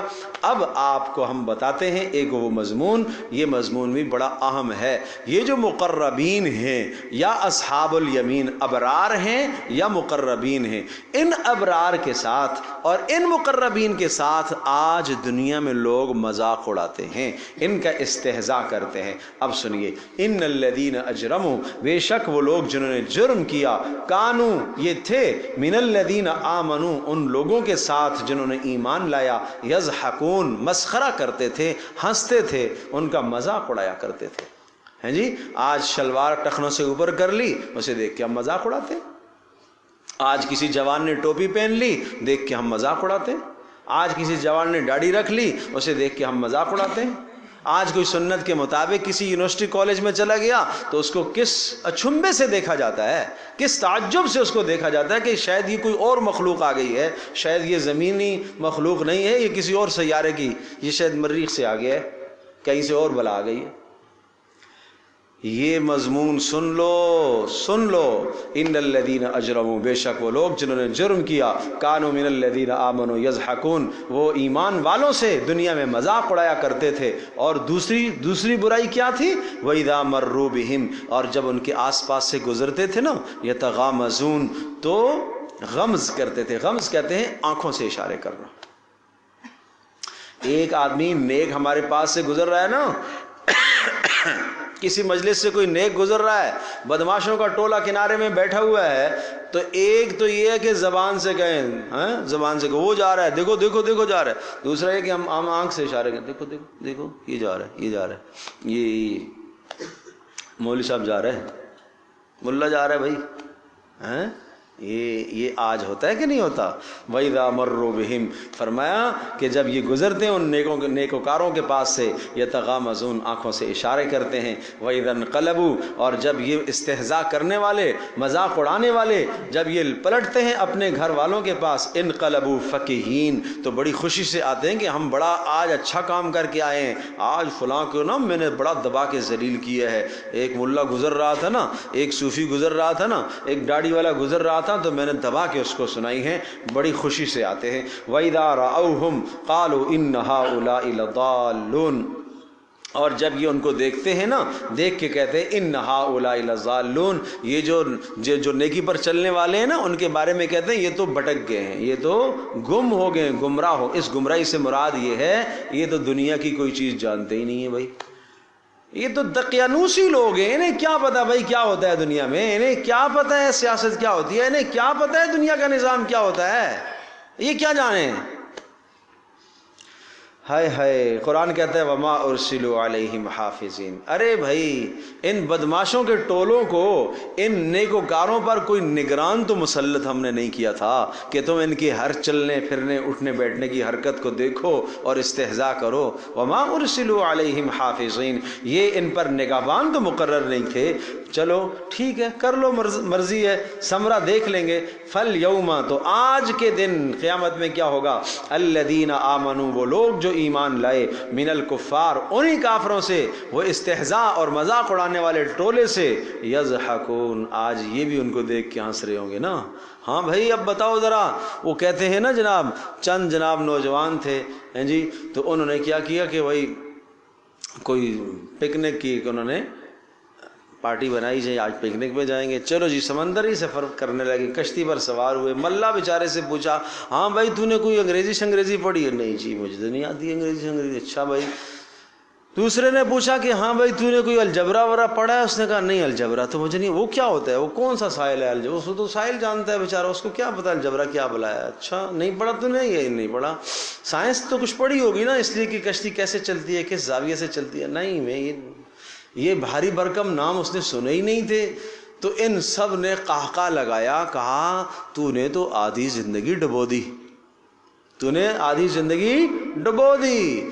چلتے چلتے چلتے آگے جب جناب سمندری طوفان آنے لگا اور ہواؤں کے جو ہے تیز جھکڑ چلے تو کشتی ہچکولے کھانے لگ گئی اور ڈوبنے کے خطرات ہونے لگ گئے۔ تو اب بابا جی نے پوچھا بچہ کوئی تیرنا شہرنا آتا ہے تمہیں؟ نہیں بابا ہمیں تو کچھ نہیں آتا۔ تو بابا نے کہا بیٹا تم نے پھر ساری ڈبو دی۔ نہیں سمجھے، میں نے تو آدھی ڈبوئی تھی نا، تو تم نے ساری ڈبو دی، اب انتظار کرو پھر۔ تو بات یہ ہے میرے پیارو، اسی وقت قیامت کے دن پھر یہی ہوگا، ایسا ہی ہوگا جیسے اس بابا نے ان کو کہا۔ فَالْيَوْمَ الَّذِينَ آمَنُوا مِنَ الْكُفَّارِ، آج کے دن وہ لوگ جو ایمان لائے کافروں سے، یضحکون، کیا کر رہے ہوں گے؟ مسخرہ کر رہے ہوں گے، علی الارائک ینظرون، اور مسیریوں پر بیٹھے ہوئے ہوں گے۔ وہ جا رہا ہے جو دنیا میں اپنے آپ کو بڑا ہوشیار کہتا تھا، وہ جا رہا ہے جو دنیا میں وہ دیکھو جہنم میں جل رہا ہے، وہ دیکھو فرشتوں نے پکڑا ہوا ہے، یہ سب دیکھیں گے منظر۔ هل ثوب الکفار ما كانوا يفعلون، حل بمانا قد کے ہے، یقیناً ثوبا بدلہ دیا جائے گا کافروں کو، ما کانوا یفعلون، جو کچھ انہوں نے کیا ہے اس کی جزا ان کو دی جائے گی۔ اذا السماء انشقت، سورۃ الانشقاق، انشقاق بھی مکی سورت ہے اور اس کا معنی ہے پھٹ جانا، اور اس آسمان کے پھٹنے کا تذکرہ ہے، اور یہ 25 آیات پر مشتمل سورہ مبارکہ ہے۔ تو اس کا مضمون جو ہے وہ انشقاق یعنی نفخہ اولا، پہلی بار سور پھونکا جانا، اور اسی طرح سے پھر قیامت کے احوال، بس یہ اس کا مضمون ہے۔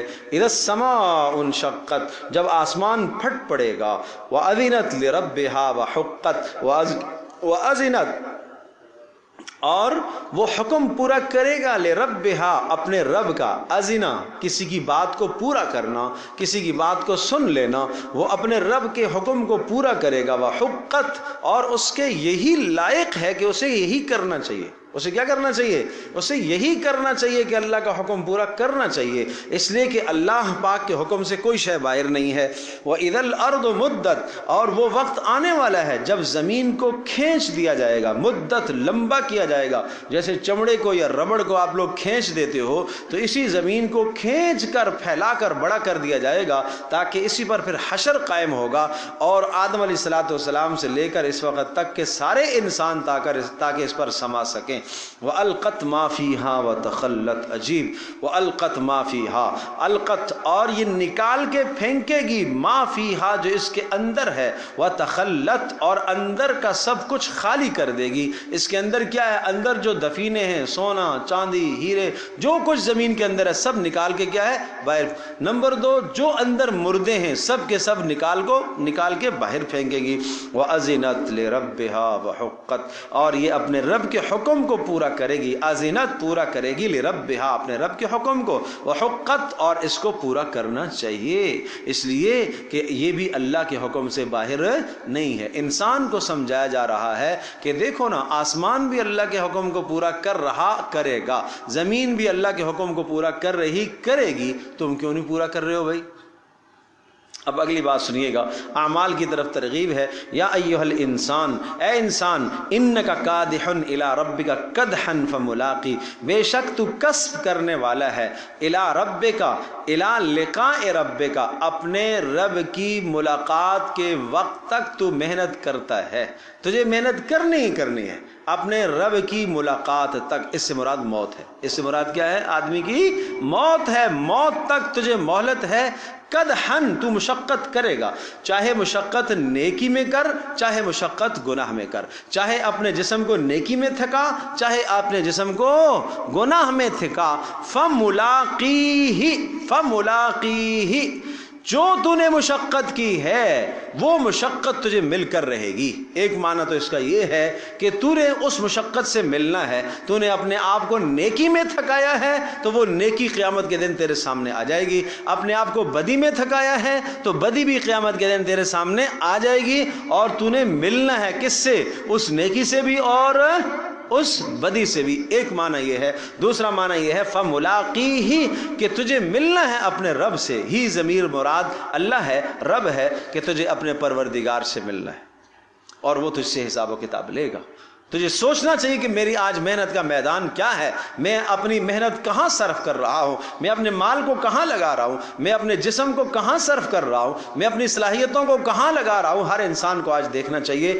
فَأَمَّا مَنْ أُوتِيَ كِتَابَهُ، بڑی خوفناک آیات ہے۔ فَأَمَّا مَنْ أُوتِيَ كِتَابَهُ، جس آدمی کا نامہ عمل دیا جائے گا بِيَمِينِهِ، سیدھے ہاتھ میں، یہ مضمون سورۃ الحاقہ میں پیچھے گزر چکا ہے۔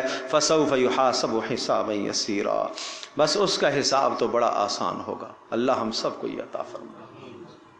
بڑا سخت منظر ہوگا، بڑا سخت منظر ہوگا۔ آپ نے فرمایا یہ وہ وقت ہوگا جب نامہ عمل کے ملنے کا وقت ہوگا تو کوئی کسی کو اس وقت نہیں یاد کر سکے گا، کوئی کسی کو نہیں، باپ بیٹے کو نہیں، بیٹا باپ کو نہیں، ماں اولاد کو نہیں، اولاد اپنی ماں کو نہیں، بھائی کوئی کسی کو نہیں پوچھ سکے گا۔ عیسیٰ علیہ السلام یا رب امتی امتی وہ نہیں کہیں گے، وہ کہیں گے نفسی نفسی نفسی نفسی، ہر ایک کو نفسی نفسی ہوگی۔ جب نامہ عمل کے تقسیم ہونے کا وقت آئے گا، نہ معلوم کہ میرا نامہ عمل مجھے سیدھے ہاتھ میں دیا جائے گا یا الٹے ہاتھ میں دیا جائے گا۔ یہ انسان ایسا تو نہیں ہے کہ کھینچ کے سیدھے ہاتھ سے پکڑ لے گا، نہیں میں سیدھے ہاتھ سے لوں گا، اب ایسا نہیں ہوگا۔ نامہ عمل سیدھے ہاتھ میں آئے گا، اور بدکاروں کا، گناہ گاروں کا نامہ عمل الٹے ہاتھ میں دیا جائے گا۔ اور الٹے ہاتھ میں یہاں پر جو تفسیر ہے اس تفسیر کے مطابق یہ ہے کہ الٹا ہاتھ پیٹھ کے پیچھے سے ڈالا جائے گا سوراخ کر کے، اور پھر دل کے پاس سے باہر نکال کے اس کے ہاتھ میں تھمایا جائے گا، لو یہ تیرا نامہ عمل۔ اللہ پاک ہماری حفاظت فرمائے۔ اس طرح کے ملنے سے تو نامہ عمل دیا جائے گا سیدھے ہاتھ میں، تو اس وقت حساب یسیر ہوگا، آسان حساب ہوگا اس شخص کا جس کا نامہ عمل سیدھے ہاتھ میں۔ اب حضرت عائشہ رضی اللہ تعالی عنہا نے پوچھا، اے اللہ کے رسول، یہ جو آیا ہے کہ جس کا نامہ عمل سیدھے ہاتھ میں دیا جائے گا اس کا حساب آسان ہوگا، تو اس کے بعد اس کا کیا حساب ہوگا؟ کیا حساب ہوگا کہ نامہ عمل جب سیدھے ہاتھ میں دینے کی بات آتی ہے تو ایک ہم یہ سمجھتے ہیں کہ سیدھے ہاتھ میں ملنا کامیابی کی نشانی ہے، کامیابی کی ضمانت ہے، تو اب کیا حساب ہے اس کا؟ تو حضرت عائشہ رضی اللہ تعالیٰ عنہ کے اس جواب میں آپ نے ارشاد فرمایا یا ابنت صدیق، اے صدیق کی بیٹی، بات یہ ہے کہ جس کا نامہ عمل سیدھے ہاتھ میں ملے گا تو اللہ تبارک و تعالیٰ اس کو کہے گا جاؤ میں نے تجھے معاف کر دیا۔ معنی یہ ہے کہ یہ نہیں مطلب اس کے جرائم نہیں ہوں گے، جرم تو ہے، اللہ کہے گا جاؤ میں نے تجھے معاف کر دیا۔ من نوقش فقد عذب، فرمایا من حوسب یا نوقش، دونوں طرح کے الفاظ ہیں، جس کی جانچ پڑتال شروع ہو گئی بس وہ نہیں بچ سکے گا، وہ نہیں بچ سکے گا۔ اللہ کے یہاں حساب نہیں دے سکتا کوئی بھی نہیں دے سکتا۔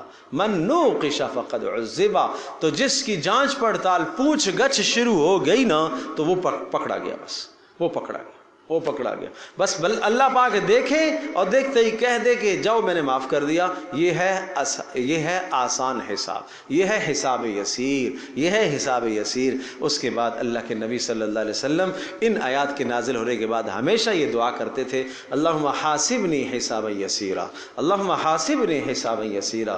تو آپ بھی دعاؤں میں اس دعا کو شامل فرما لیں، اللہم حاسبنی، اے اللہ میرا حساب کرنا، حسابا یسیرا، آسان حساب۔ اگر نہ پڑھ لو گے تو سب کی نیت کر لیا کرو اپنے گھر والوں کی، اللہم حاسبنا حسابا یسیرا، اے اللہ ہمارا اور ہمارے گھر والوں کا آسان حساب کرنا۔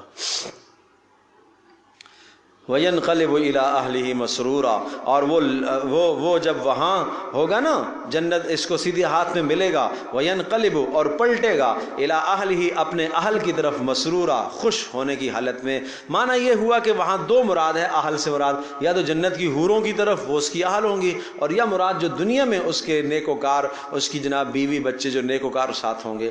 وَأَمَّا مَنْ أُوتِيَ كِتَابَهُ وَرَاءَ ظَهْرِهِ، اور جس کا نامہ عمل دیا جائے گا، أُوتِيَ كِتَابَهُ ورا، پیچھے سے، ظہرہی، اس کی پیٹھ کے پیچھے سے، فسوف یدعو ثبورا، ہائے ہائے، فسوف، تو ان قریب، یدعو، جب وہ دیکھے گا کہ مجھے الٹے ہاتھ میں دے دیا گیا ہے، اس کو پتہ چل جائے گا تباہی ہے، تو وہ پکارے گا، بلائے گا، ثبورا، موت کو۔ کس کو بلائے گا؟ موت، ہلاکت، مر جاؤں۔ وَيَصْلَىٰ سَعِيرًا، اور اس کو داخل ہوگا ضرور، سعیر، دہتی ہوئی آگ میں داخل ہوگا۔ اللہ اکبر، کہے گا اے اللہ آج مجھے موت دے دے، یہ منظر مجھے دیکھنا نہ پڑتا، آج زمین شق ہو جائے، میں پھٹ جاؤں، اندر چلا جاؤں، میں یہ منظر نہ دیکھوں، لیکن ایسا نہیں ہوگا، ایسا نہیں ہوگا بھائی، ہیں؟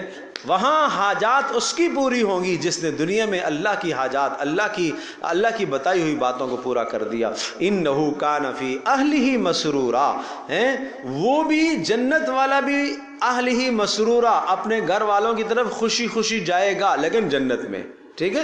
اور انہ کان، یہاں کان فی اہلہ مسرورا کا مطلب کیا ہوا کہ یہ دنیا میں اپنے گھر والوں کے پاس دن کو سارا دن گناہ اور نافرمانی کر کے شام بڑے مزے سے اپنے گھر میں جاتا تھا، ذرہ برابر اس کو شرمندگی اور ندامت نہیں ہوتی تھی۔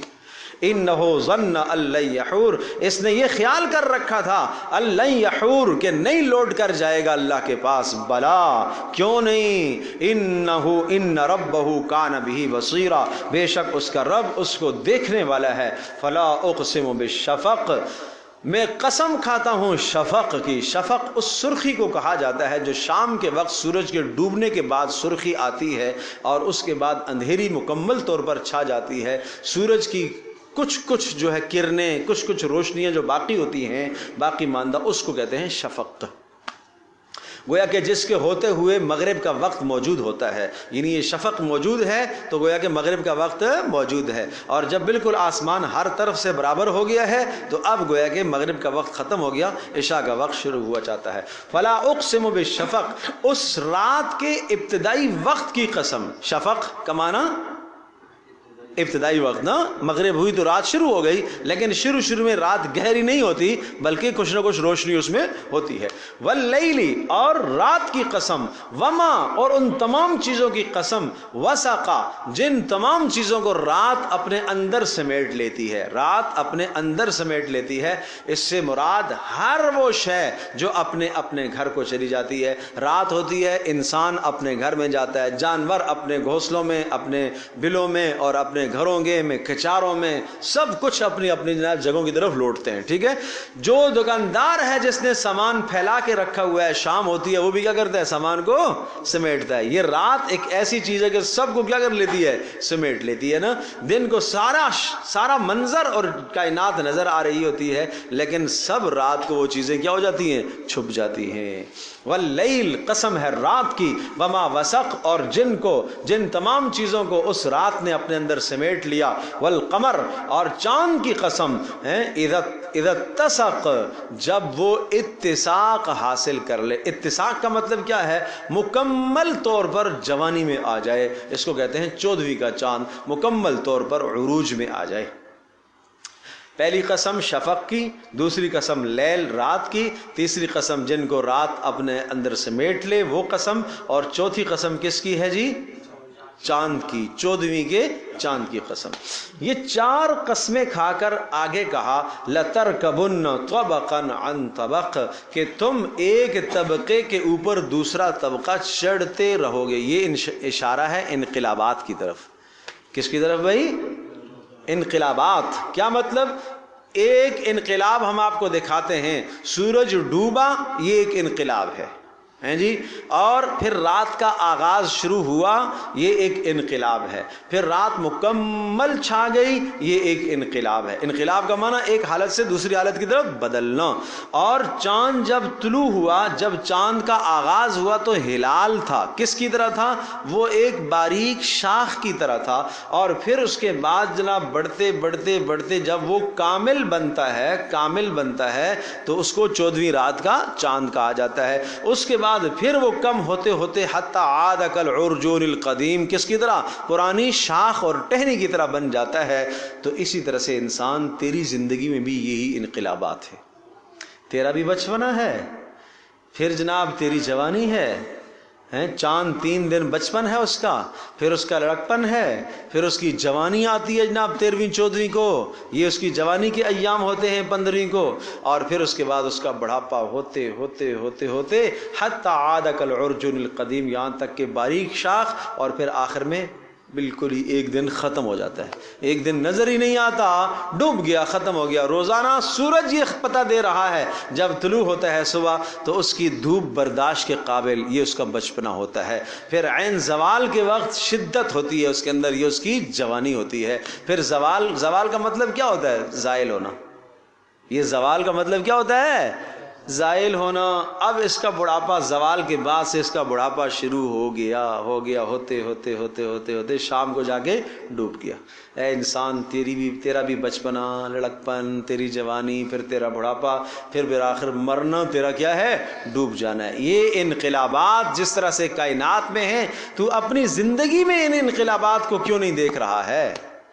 ان انقلابات سے تو عبرت کیوں نہیں حاصل کر رہا ہے؟ لَتَرْكَبُنَّ طَبَقًا عَنْ طَبَقٍ، فرمایا کہ تم سوار ہوتے رہو گے ایک طبق سے دوسرے طبق کی طرف، ایک حالت سے دوسری حالت کی طرف. تو نے بھی تو ایسے ہی جانا ہے. تو بچپنے میں تھا، پھر جوانی میں آیا، پھر بڑھاپے میں آیا. یہ روزانہ کے مناظر کیوں نہیں دیکھتا؟ فَمَا لَهُمْ لَا يُؤْمِنُونَ، اتنی ساری چیزیں ہونے کے باوجود کیا ہوا؟ یہ ایمان کیوں نہیں رکھتے؟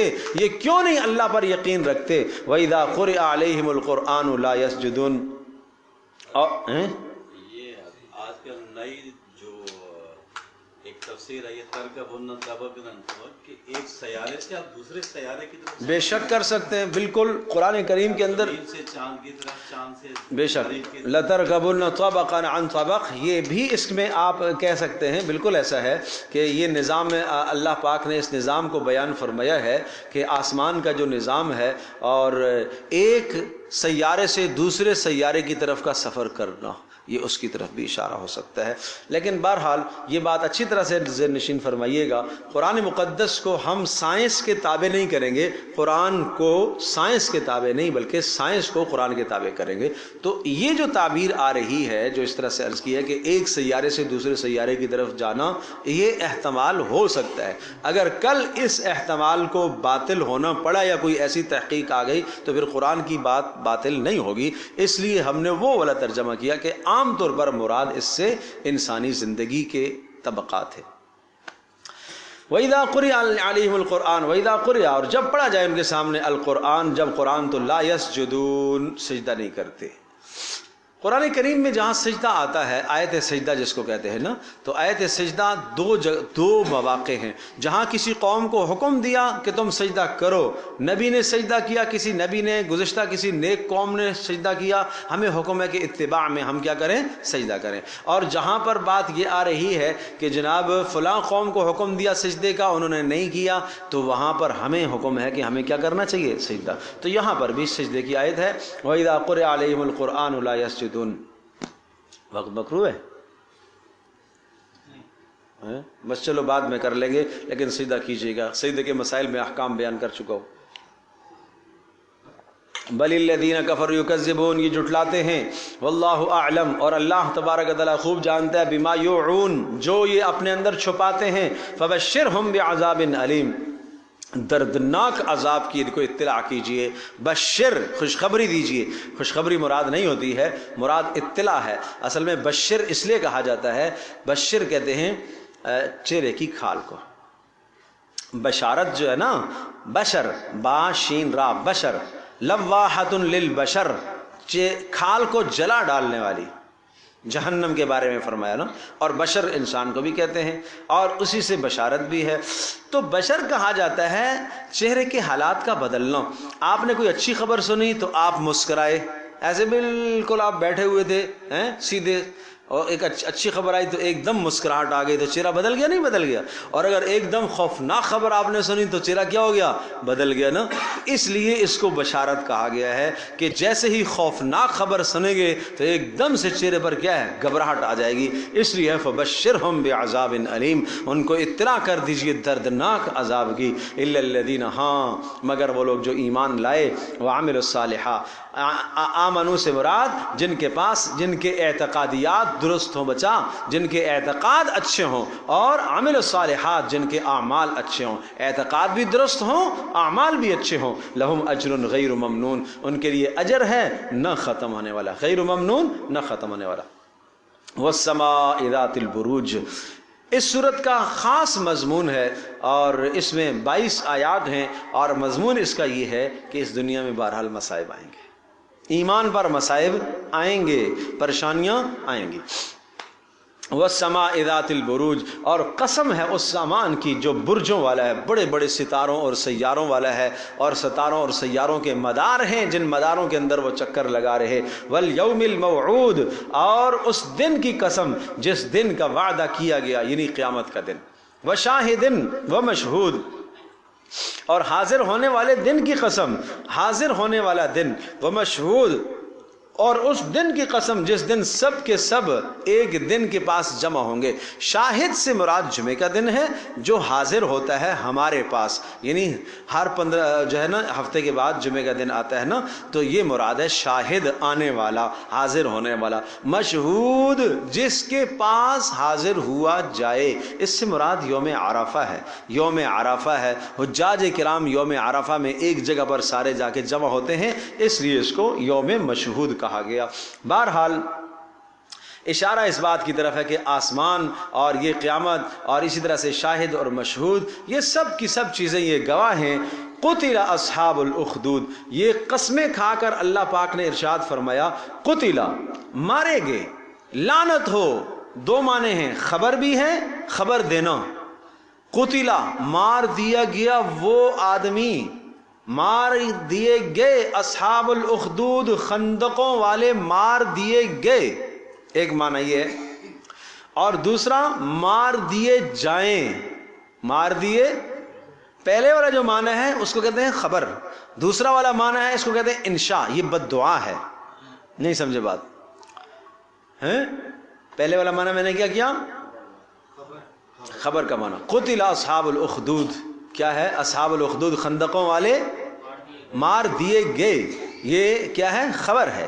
اور دوسرا معنی ہے خندقوں والے مار دیے جائیں، یہ بد دعا ہے، اس کو انشاء کہتے ہیں۔ جیسا کہ تبت یدا ابی لہب و تب، ٹوٹ گئے ابو لہب کے دونوں ہاتھ اور وہ تباہ ہو گیا، ایک معنی یہ بھی ہے، اور دوسرا معنی ٹوٹ جائیں ابو لہب کے دونوں ہاتھ اور وہ تباہ ہو جائے، یہ ہمیشہ کے لیے پھر بد دعا لگتی ہے۔ تو یہاں پر قتل اصحاب الاخدود، فرمایا کہ خندقوں والے تباہ ہو گئے. بتاتا ہوں کون ہیں.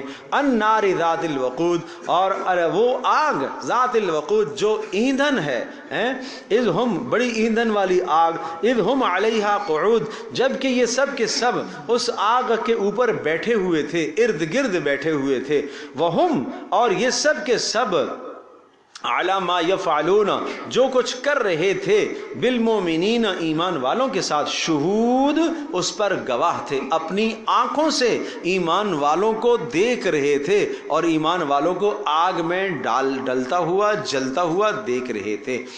یہ قصہ یہ ہوا کہ حضرت عیسیٰ علیہ السلام کے زمانے کے بعد کی بات ہے. حمیر ایک قوم گزری ہے، وہاں کا ایک بادشاہ تھا، اور یہ بادشاہ جو ہے وہ مشرک تھا، شرک تھا.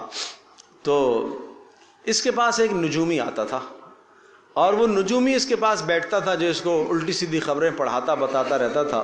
بالآخر جب یہ مرنے لگا نجومی، تو اس نے اس بادشاہ سے کہا کہ مجھے ایک ہوشیار اور چالاک ایک لڑکا، یہ مسلم شریف کی روایت میں یہ تفصیل ہے اس کی، کہ مجھے ایک لڑکا دیں جس کو میں اپنا ہنر سکھا کے جاؤں تاکہ میرے مرنے کے بعد آپ کو کام آ سکے. تو ایک ہوشیار لڑکا اس کے ساتھ بٹھا دیا گیا. اب وہ ہوشیار لڑکا جہاں سے آتا تھا اس نجومی کے پاس سیکھنے کے لیے، راستے میں ایک راہب پڑتا تھا. راہب جو تھا وہ عیسیٰ علیہ السلام کے دین پر تھا، چل رہا تھا. تو ایک دن جو ہے نا راستے میں اس نے اس کو پکڑ لیا راہب نے. تو راہب کے پاس یہ بیٹھ گیا، بالحال راہب کی باتیں اس نے سنی، راہب کی باتیں اس کو اچھی لگی، تو یہ راہب کے دین پر ہو گیا، گویا کہ مسلمان ہو گیا. آتے ہوئے اس نے راستے میں دیکھا کہ ایک درندہ راستے میں بیٹھا ہوا تھا، اس نے لوگوں کا راستہ روکا ہوا تھا، شیر، اور لوگ سارے پریشان تھے. تو اس نے ایک پتھر اٹھایا اور پتھر اٹھا کر یہ کہا کہ یا اللہ، اگر راہب کا دین حق ہے تو اس پتھر کے ذریعے سے اس درندے کو مار دے، اور اگر جادوگر کا دین حق ہے تو نہ مار. چنانچہ جناب اس نے جب پتھر مارا تو وہ کیا ہے کہ درندہ مر گیا. لوگ اس جوان کو صاحب کرامت سمجھنے لگے، یا جادوگر سمجھنے لگے، یا جو کچھ بھی سمجھنے لگے، بہت کچھ ایسا ہونے لگا. تو اس نے حوالہ دے دیا اسی راہب کا. جب راہب کا حوالہ دے دیا تو راہب کو تو بادشاہ نے قتل کر لیا، اور کچھ لوگ جو اس وقت مسلمان ہو گئے، راہب کے دین پر چل گئے، ان کو بھی بادشاہ نے کیا کر دیا؟ قتل کر دیا. اب اس جوان کا چرچا اور زیادہ ہونے لگا، بادشاہ اسے قتل کرنے لگے، لیکن بادشاہ اس کے قتل پر قادر نہ ہو. بادشاہ نے کچھ لوگوں کو بھیجا کہ بھائی لے جاؤ اور اس کو جا کے پہاڑ سے گرا کے آ جاؤ. گرانے کے لیے وہ لوگ گئے، سارے کے سارے، آسمان سے بجلی گری، وہ سب کے سب مر گئے، یہ بچ گیا. اچھا بھائی سمندر میں ڈبو کے آ جاؤ، وہاں ڈبونے کے لیے ایک فوج اس کے ساتھ گئی، وہ سب ڈوب گئی، یہ بچ کے آ گیا. تو اس نے بادشاہ سے کہا کہ تو مجھے نہیں مار سکتا، تو مجھے نہیں مار سکتا. ہاں اگر مارنا چاہتا ہے تو ایک راستہ یہ ہے کہ تو بسم اللہ پڑھ کے، بسم اللہ کا پڑھ کے پھر تم مجھے پتھر مار تو میں مر جاؤں گا. تو اس نے بسم اللہ پڑھ کر اسے پتھر مارا تو وہ بچہ جوان وہ مر گیا. جتنا کا جتنا مجمع دیکھ رہا تھا ان سب نے اسلام قبول کر لیا کہ بھائی راہب کا مذہب کیا ہے؟ حق ہے. سب کے سب مسلمان ہو گئے. بادشاہ تو اسے ختم کرنا چاہ رہا تھا اس لیے تاکہ کوئی مسلمان نہ ہو جائے، اللہ نے اسی کی موت کو ذریعہ بنا دیا سب کے اسلام قبول کرنے کا. اللہ تو اللہ تو قادر مطلق. اب اس نے تو سوچا کہ بھائی پتھر مار کے جان چھوٹ جائے گی اور لوگ میرے معتقد رہیں گے. اب اچانک سب کا سب بگاڑ ہو گیا، وہ بچہ تو مر گیا جوان، لیکن سارے کے سارے مسلمان ہو گئے، راہب کے دین پہ چلے گئے. اب بادشاہ نے سوچا کہ کیا کیا جائے. اب بادشاہ نے بڑی بڑی خندقیں کھودی اور ان میں اس نے آگ جلائی، اور آگ جلا کر ان تمام مسلمانوں کو اس آگ کے اندر ڈالا اور ان کو اس طرح سے جلایا اور سزا دی. تو ایمان والوں کو سمجھایا، مسلمانوں کو یہ سمجھایا، یہ مکی صورت ہے کہ مکہ میں تمہیں اگر تکلیفوں سے گزارا جا رہا ہے اور لوہے کی سلاخیں گرم کر کے تمہارے جسموں پر لگائی جا رہی ہیں، تو اس سے سخت ترین حالات گزشتہ لوگوں پر آئے. اس سے سخت ترین حالات گزشتہ لوگوں پر آئے ہیں، اور اس طرح سے کافروں نے ایمان والوں کو سزائیں دی ہیں۔ بہرحال تمہیں یہ برداشت کرنا ہوگا۔ تو اس پر فرمایا قتل اصحاب الاخدود، مار دیے گئے، ہلاک ہو جائیں اصحاب الاخدود، جنہوں نے خندقیں کھودی تھیں دوسروں کے لیے۔ ٹھیک ہے، دنیا میں انہوں نے مسلمانوں کو قتل کیا، آج اسرائیل مسلمانوں کا قتل عام کر رہا ہے، تو اس کے لیے تباہی اور بربادی نہیں ہے تو اور کیا ہے؟ وہاں جو قتل ہو رہے ہیں مسلمان، ان کی تو شہادتیں ہیں، وہ تو اگر قتل ہو رہے ہیں تو تب بھی کامیابی ہے، زندہ ہیں تو تب بھی کامیابی ہے، وہ ایک کامیابی کو تو پا رہے ہیں، احد الحسنیین، کہ ہم دو حسنیین دو اچھائیوں میں سے ایک کے منتظر رہتے ہیں، یا تو شہادت اور یا غازی، اور دونوں ہی ہمارے لیے کیا ہیں؟ خیر ہے۔ لیکن جو ان کے ساتھ ظلم اور زیادتیاں کر رہے ہیں ان کے لیے تو تباہی ہے، بربادی ہے۔ اسی طرح سے کہا اصحاب الاخدود کے لیے تباہی اور بربادی ہو ہی گئی ہے۔ فرمایا وَهُمْ عَلَى مَا يَفْعَلُونَ بِالْمُؤْمِنِينَ شُهُودٌ، اور فرمایا کہ یہ اصحاب الاخدود، یہ خندقوں والے، وہ جو کچھ ایمان والوں کے ساتھ کر رہے تھے، اپنی آنکھوں یہ مناظر دیکھ رہے تھے۔ وَمَا نَقَمُوا مِنْهُمْ، اور وما نقموا منہم، اور یہ کافر جو خندقوں والے تھے جنہوں نے جلایا ایمان والوں کو، وما نقموا منہم، یہ ان سے غصے نہیں ہوئے۔ کیوں ہوئے؟ الا ان یؤمنوا، اس بنیاد پر یہ غصے ہوئے تھے، ان یؤمنوا باللہ العزیز الحمید، کہ یہ لوگ مسلمان ہو گئے، ایمان لایا اس اللہ پر جو غلبے والا ہے، جو تعریفوں والا ہے، غلبے والا ہے، آخر غلبہ دے گا، آخر غلبہ دے گا۔ آج جو وہاں پر بارود اور بمباری کی گئی اور جو بم برسائے گئے اور جو مسلمانوں کے بچوں کو جو ہے وہ کشت و خاک کیا گیا اور ان کو جلایا گیا، اس کا حساب بھگتنا ہے انہیں، دنیا میں بھی بھگتیں گے۔ یہ ہے ہی قوم ذلیل ترین قوم ہے۔ قرآن کریم میں کہا کہ ضربت علیہم الذلۃ والمسکنہ، جہاں پر بھی ہیں ان پر ذلت اور رسوائی تو اللہ نے مقدر کر دی ہے یہودیوں کی، اور یہ اس وقت سے ہے کہ حضرت موسیٰ علیہ السلام کے زمانے سے یہ بات چلی آ رہی ہے کہ اللہ پاک نے ذلت اور رسوائی ان کے مقدر کر دی ہے۔ ضربت کا مطلب یہ ہوتا ہے جیسا کہ ڈھائی کے اندر کوئی چیز چھاپی جاتی ہے نا، ٹھپا لگتا ہے، اس طرح سے یوں سمجھو کہ ذلت کا ٹھپا ان کے منہ پر لگا ہوا ہے۔ یہ کہیں بھی نہیں جی سکیں گے بغیر ذلت کے۔ اگر یہ ان کو جینا ہے الا بحبل من اللہ وحبل من الناس، ہاں اللہ کا امن ان کو ملے گا، اللہ کا امن ملے گا۔ اگر تمہارے پاس کوئی ذمہ رہیں گے تو ان کو اللہ کا امن ملے گا۔ حبل من الناس، یا کوئی لوگ ان کی سپورٹ کر دیں اور یہ کچھ طاقتور ہو جائیں تو ہو جائے، لوگ ان کو سپورٹ کر دیں۔ اور آج ایسا ہی ہے کہ نہیں ہے؟ یعنی آپ یوں سمجھے امت مسلمہ کے سینے میں جو خنجر کھونپا گیا ہے اسرائیل، ایک ناجائز قبضہ، ایک ناجائز حکومت جو وہاں قائم کی گئی ہے، اس کے مقاصد کیا تھے مسلمانوں؟ یہ تو وہ قوم ہے کہ جب اس کو اتنا مارا گیا اور جرمنیوں نے ان کو نکالا تو اب پوری دنیا میں ان کے لیے جائے پناہ نہیں تھی، کہیں پوری دنیا میں جائے پناہ نہیں تھی۔ اور اس ہٹلر نے جب مارا تھا اور اس نے کہا تھا دنیا سے 90% یہودی میں نے مٹا دیے، 10% چھوڑ دیے، وہ بھی اس لیے چھوڑ دیے تاکہ لوگ مجھے مجرم نہ کہیں، تاکہ لوگوں کو پتہ چل سکے کتنی مکار اور بدترین قوم ہے۔ 10% میں نے اس لیے چھوڑے،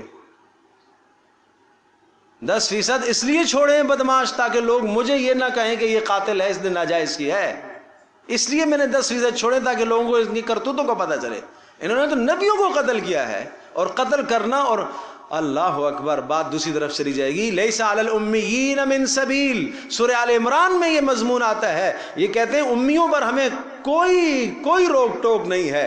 معنی یہ ہوا یہودی کا یہ نظریہ ہے پوری دنیا میں جینے کا حق مجھے ہے، باقی سارے کے سارے انسان بھیڑ بکریوں کی طرح ہیں، بکری کو تم چاہو بیچ دو، چاہے ذبح کر کے کھا لو، کوئی حرج نہیں، چاہو تو پوری انسانیت کو غلام بناؤ، چاہو تو ان کو ذبح کر دو، جیسے بکری کو بیچ دو، بکری کو تم غلام بناؤ، بکری کو تم جناب کھا جاؤ، کوئی حرج نہیں ہے، کوئی گناہ کی بات نہیں ہے۔ اسی طرح سے ان کا نظریہ تمام کے تمام انسانوں سے متعلق ہی ہے، یہ قرآن میں ہے۔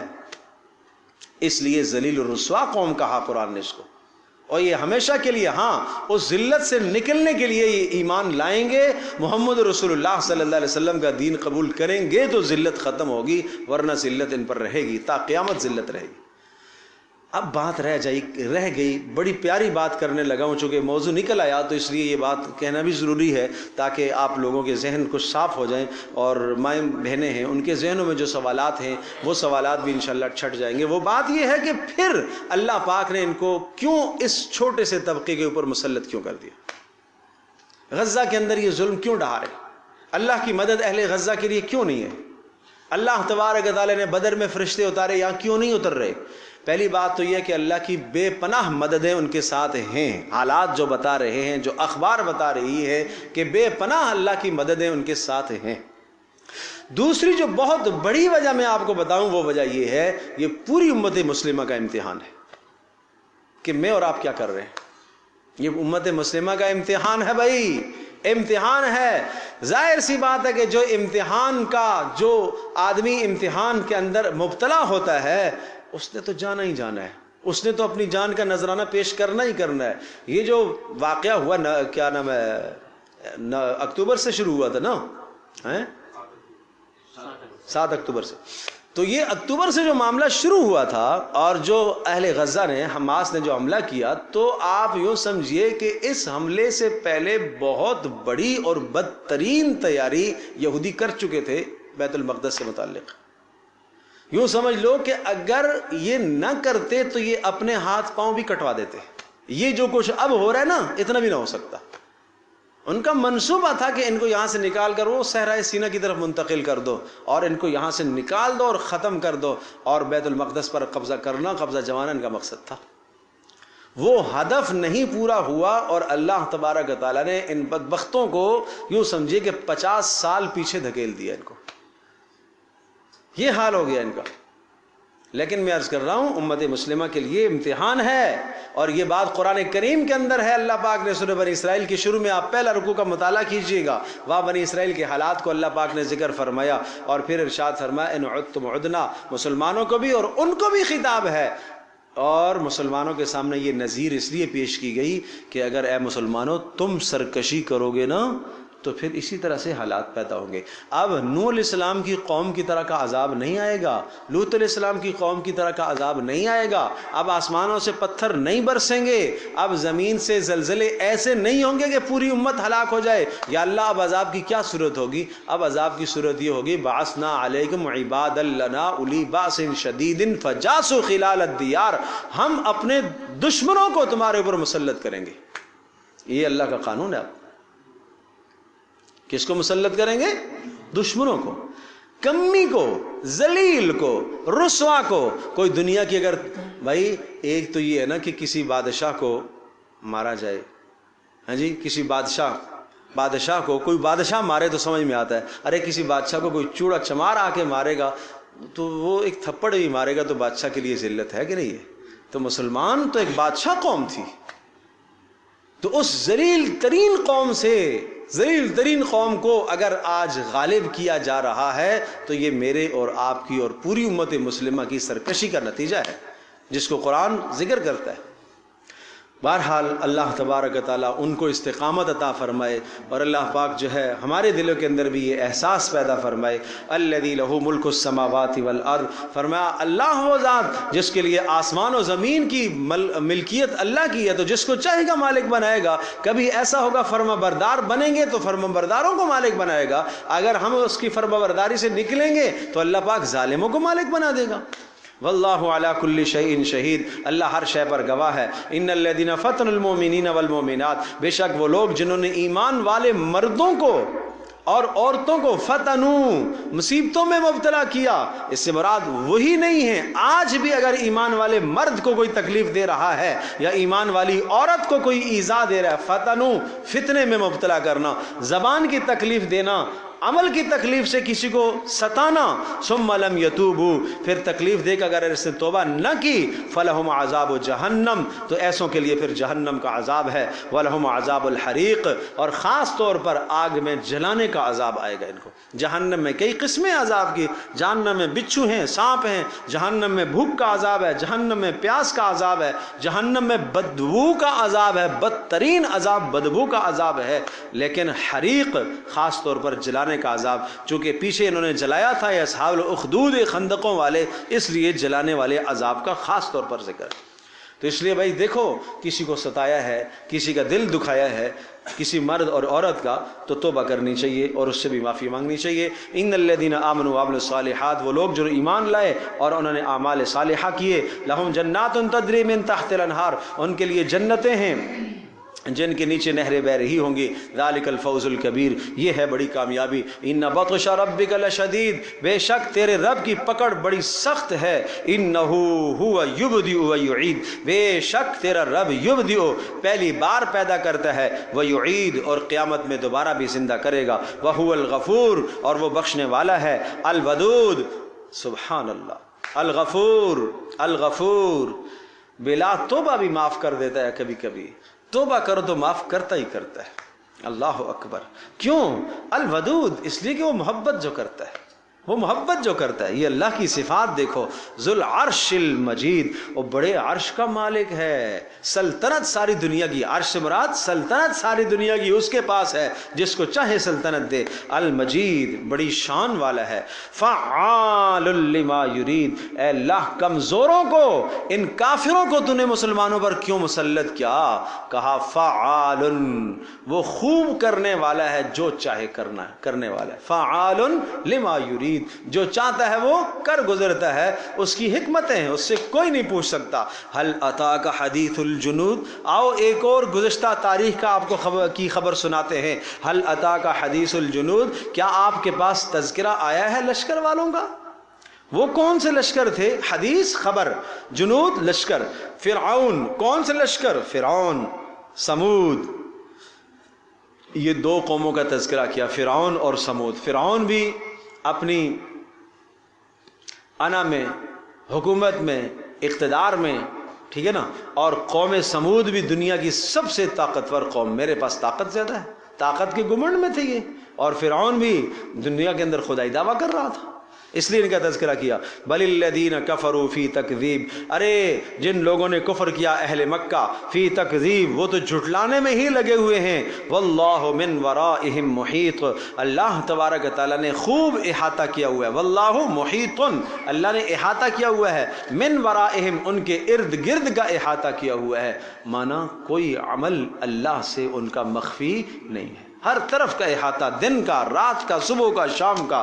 بل ہوا قرآن مجید، ارے اس کو جھٹلانا یہ تو حماقت ہے، اس لیے کہ یہ قرآن مجید ہے، یہ عظمت والا کلام ہے، فی لوح محفوظ، اور یہ لوح محفوظ کے اندر لکھا ہوا ہے، اس میں کوئی تغیر اور تبدل نہیں کر سکتا۔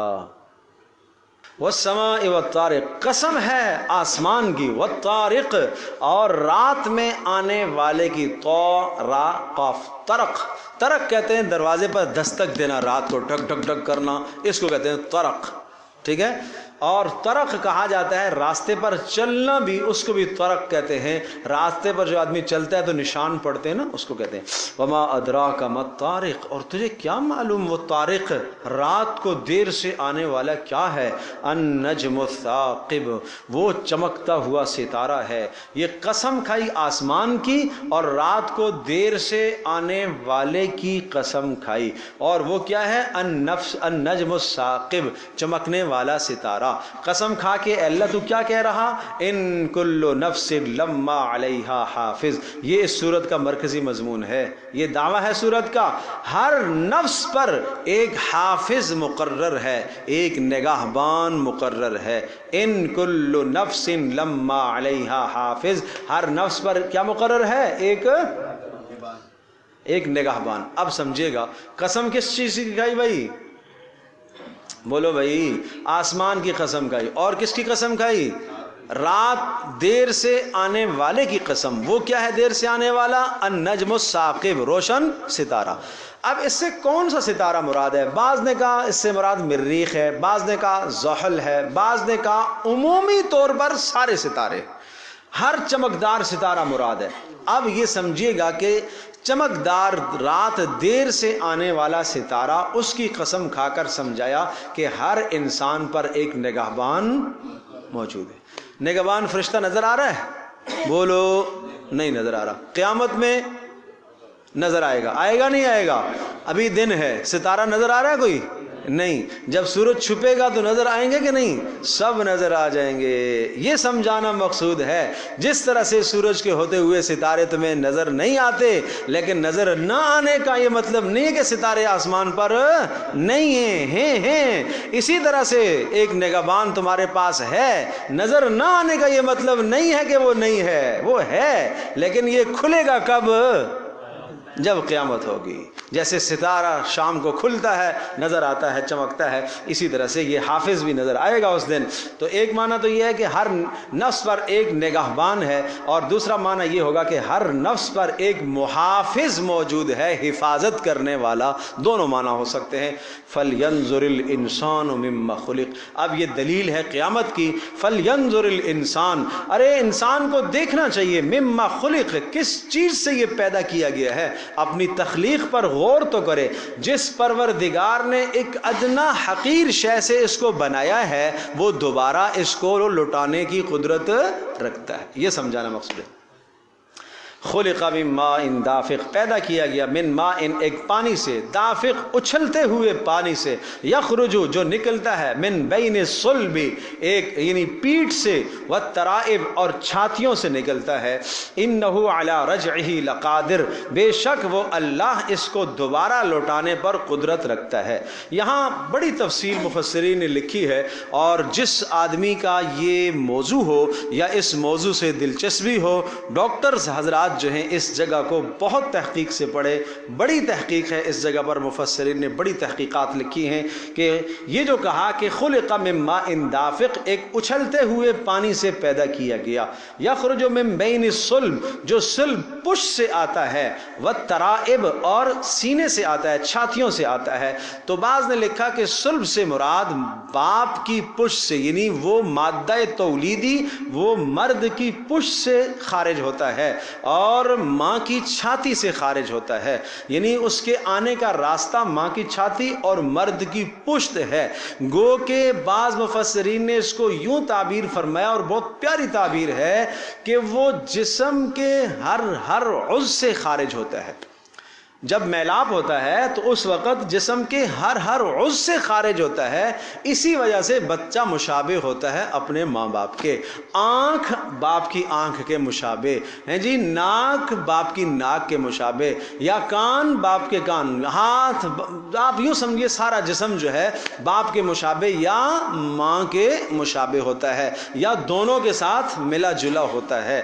اب اس کے ساتھ ایک حدیث جوڑیں. رسول اللہ صلی اللہ علیہ وسلم کے پاس ایک یہودی آیا، اس نے پوچھا اللہ کے رسول یہ جنس کیسے ہوتی ہے، یہ بچہ یا بچی کیسے بنتے ہیں، جنس کس طرح سے ہوتی ہے؟ تو آپ نے فرمایا جس کا پانی غالب آ گیا. جس کا پانی غالب آ گیا، یعنی جس کا نطفہ غالب آ گیا، جنس اسی کی طرف جاتی ہے. اگر مرد کا نطفہ غالب آ گیا تو بچہ بنے گا، عورت کا نطفہ غالب آ گیا تو بچی پیدا ہوگی. اب یہ غلبہ ایک الگ چیز ہے کہ غلبے سے مراد کیا چیز ہے. میں بات وہی عرض کر رہا ہوں کہ جس آدمی کا یہ فن ہے یا جس کی دلچسپی ہے اس میں تحقیقات کرے، بہت گہرائیاں ہیں اس میں کہ غلبے سے کیا مراد ہے. بعض نے کہا کثرت مراد ہے کہ نطفے کی کثرت جس کی ہوئی جنس ادھر جائے گی. بعض نے کہا کہ غلبے سے مراد لون رنگ مراد ہے، جس کے رنگ کا غلبہ ہوا وہ جنس ادھر جائے گی. اور بعض نے کہا کہ اس سے مراد اس نطفے کی طاقت مراد ہے، جس کے نطفے میں زیادہ طاقت ہوگی جنس ادھر جائے گی. مرد کے نطفے میں طاقت زیادہ ہوئی تو جنس جو ہے بچہ بنے گا، اور عورت کے میں طاقت ہے تو پھر بچی پیدا ہوئی. بہرحال اس میں بڑی گہرائیاں ہیں اور بڑی تفصیلات ہیں، اور یہ ایک بڑی اہم جگہ ہے. اور اس طرح کی اور آیات بھی ہیں قرآن کریم میں جہاں سائنسی بے شمار انکشافات نکلیں گے. اگر میں عرض کر رہا ہوں کہ جو اس فیلڈ سے تعلق رکھنے والے لوگ ہیں ان کو ضرور اس کا مطالعہ کرنا چاہیے کہ آج سائنس بچے کی تخلیق میں کیا کہتی ہے اور قرآن کریم کیا کہتا ہے. اور یقیناً آپ کو بے شمار باتیں سائنس کی ایسی ملیں گی جو آج کی تحقیق ہے، جو تحقیق قرآن کریم آج سے 1400 سال پہلے بیان کر چکا ہے، وہ تحقیقات آج بھی ہو رہی ہیں. تو میں عرض کر رہا ہوں کہ بڑی اس میں تفصیل ہے. یخرج من بین الصلب والترائب انہ علی رجعہ لقادر. سلمہ رضی اللہ تعالیٰ عنہ کا واقعہ بھی یہاں پر مفسرین نے نقل فرمایا ہے۔ رسول اللہ صلی اللہ تعالیٰ علیہ وسلم سے سلمہ نے پوچھا، اے اللہ کے رسول، ان اللہ لا یستحی من الحق، اللہ پاک حق بیان کرنے سے شرماتا تو نہیں ہے نا؟ جی نہیں، اللہ تو حق بیان کرنے سے نہیں شرماتا۔ تو پھر حضرت سلمہ نے اگلا سوال پوچھا، اے اللہ کے رسول جو ہے یہ بتائیے کہ اب تحتلم المرأۃ، کیا عورت کو احتلام ہوتا ہے؟ اور عورت کے اوپر غسل واجب ہوگا احتلام کی صورت میں؟ تو آپ نے فرمایا ہاں غسل تو واجب ہوگا، جب اذا رأت الماء، جب تری دیکھے گی تو پھر غسل اس پر واجب ہوگا۔ تو پھر تعجب سے پوچھا سلمہ نے، اَوَ تَحْتَلِمُ الْمَرْأَةُ، کیا عورت کا بھی احتلام ہوتا ہے؟ تو رسول اللہ صلی اللہ علیہ وسلم نے پھر ارشاد فرمایا کہ اگر یہ بات نہیں ہے، احتلام نہیں ہوتا، تو پھر بچہ کیسے پیدا ہوتا ہے؟ بچہ کیسے پیدا ہوتا ہے؟ تو بہرحال یہاں رسول اللہ صلی اللہ علیہ وسلم نے مسئلہ بھی بتا دیا، اور سلمہ رضی اللہ تعالی عنہا کو اللہ جزائے خیر دے کہ انہوں نے ایک باریک مسئلہ بھی پوچھ لیا کہ عورت کو احتلام ہوتا ہے، پتہ چلا ہوتا ہے، کیا عورت کو احتلام ہو جائے تو جناب اس پر غسل آئے گا؟ تو کہا ہاں، اذا رأت الماء، جب وہ پانی دیکھے گی یعنی تری دیکھے گی تو اس پر غسل آئے گا۔ تو بہرحال یہ مسائل بھی عورتوں کے سیکھنے کے ہیں، طہارت اور پاکی کے مسائل۔ ہاں، انہ علی رجعہ لقادر، بے شک وہ اللہ قدرت رکھتا ہے واپس کرنے پر۔ یوم تبلی السرائر، وہ کون سا دن آئے گا جس دن اس انسان کو واپس لوٹایا جائے گا؟ تبلی السرائر، جس دن سارے بھید کھول دیے جائیں گے۔ سرائر سریرہ کی جمع ہے۔ فما لہ من قوت ولا ناصر، اس دن کوئی طاقت نہیں ہوگی اور نہ کوئی مددگار ہوگا۔ بس بات پوری ہو گئی۔ اگلا مضمون، والسماء ذات الرجع، اور بار بار لوٹنے والے آسمان کی قسم۔ بار بار لوٹنے سے مراد بارش ہے، بارش رک گئی پھر بارش ہوئی پھر ہوئی۔ والارض ذات الصدع، اور اس زمین کی قسم جو پھٹنے والی ہے۔ صدع کہتے ہیں پھٹنے کو، اور جب زمین پھٹتی ہے تو بارش کے قطرات اندر جاتے ہیں، پھر پھٹتی ہے تو زمین سے سبزے اگتے ہیں، یہ مراد ہے پھٹنا اس سے۔ انہ لقول فصل، بے شک یہ قرآن کریم فیصلہ کن کلام ہے۔ انہ لقول فصل، یہ قرآن کریم کیا ہے؟ فیصلہ کن کلام ہے۔ وما ہوا بالہزل، ارے یہ مذاق نہیں ہے، یہ غیر سنجیدہ کلام نہیں ہے، سنجیدہ کلام ہے، سنجیدہ کلام ہے۔ انہم یکیدون کیدا، بے شک انہم، وہ لوگ، یکیدون کیا کرتے ہیں؟ قید کرتے ہیں، مکر و فریب کرتے ہیں دین والوں کے خلاف۔ اللہ کہہ رہا ہے وَأَكِيدُ كَيْدًا، میں بھی ان کے خلاف تدبیریں بناتا ہوں، ان کو سزا کی تدبیریں میں بھی بناتا ہوں۔ فَمَهِّلِ الْكَافِرِينَ، آپ مہلت دے دیجئے، ڈھیل دے دیجئے تھوڑی سی کافروں کو۔ امہلہم رویدا، مزید آپ ان کو ڈھیل دے دیجئے، میں نے بھی ان کے لیے بڑے منصوبے عذابوں کے تیار کر کے رکھے ہیں۔ اللہم صلی علی سیدنا مولانا محمد۔ الحمدللہ رب العالمین والصلاة والسلام علی سید الانبیاء والمرسلین وعلی آلہ وصحبہ امتی اجمعین۔ اللہم انا نسألک الہدی والتقی والعفاف والغنی، اللہم استر عوراتنا وآمن روعاتنا۔ سبحانک اللہم وبحمدک، نشہد ان لا الہ الا انت، نستغفرک ونتوب الیک، وصلی اللہ تعالی علی خیر خلق محمد وعلی آلہ اجمعین برحمتک یا ارحم الراحمین۔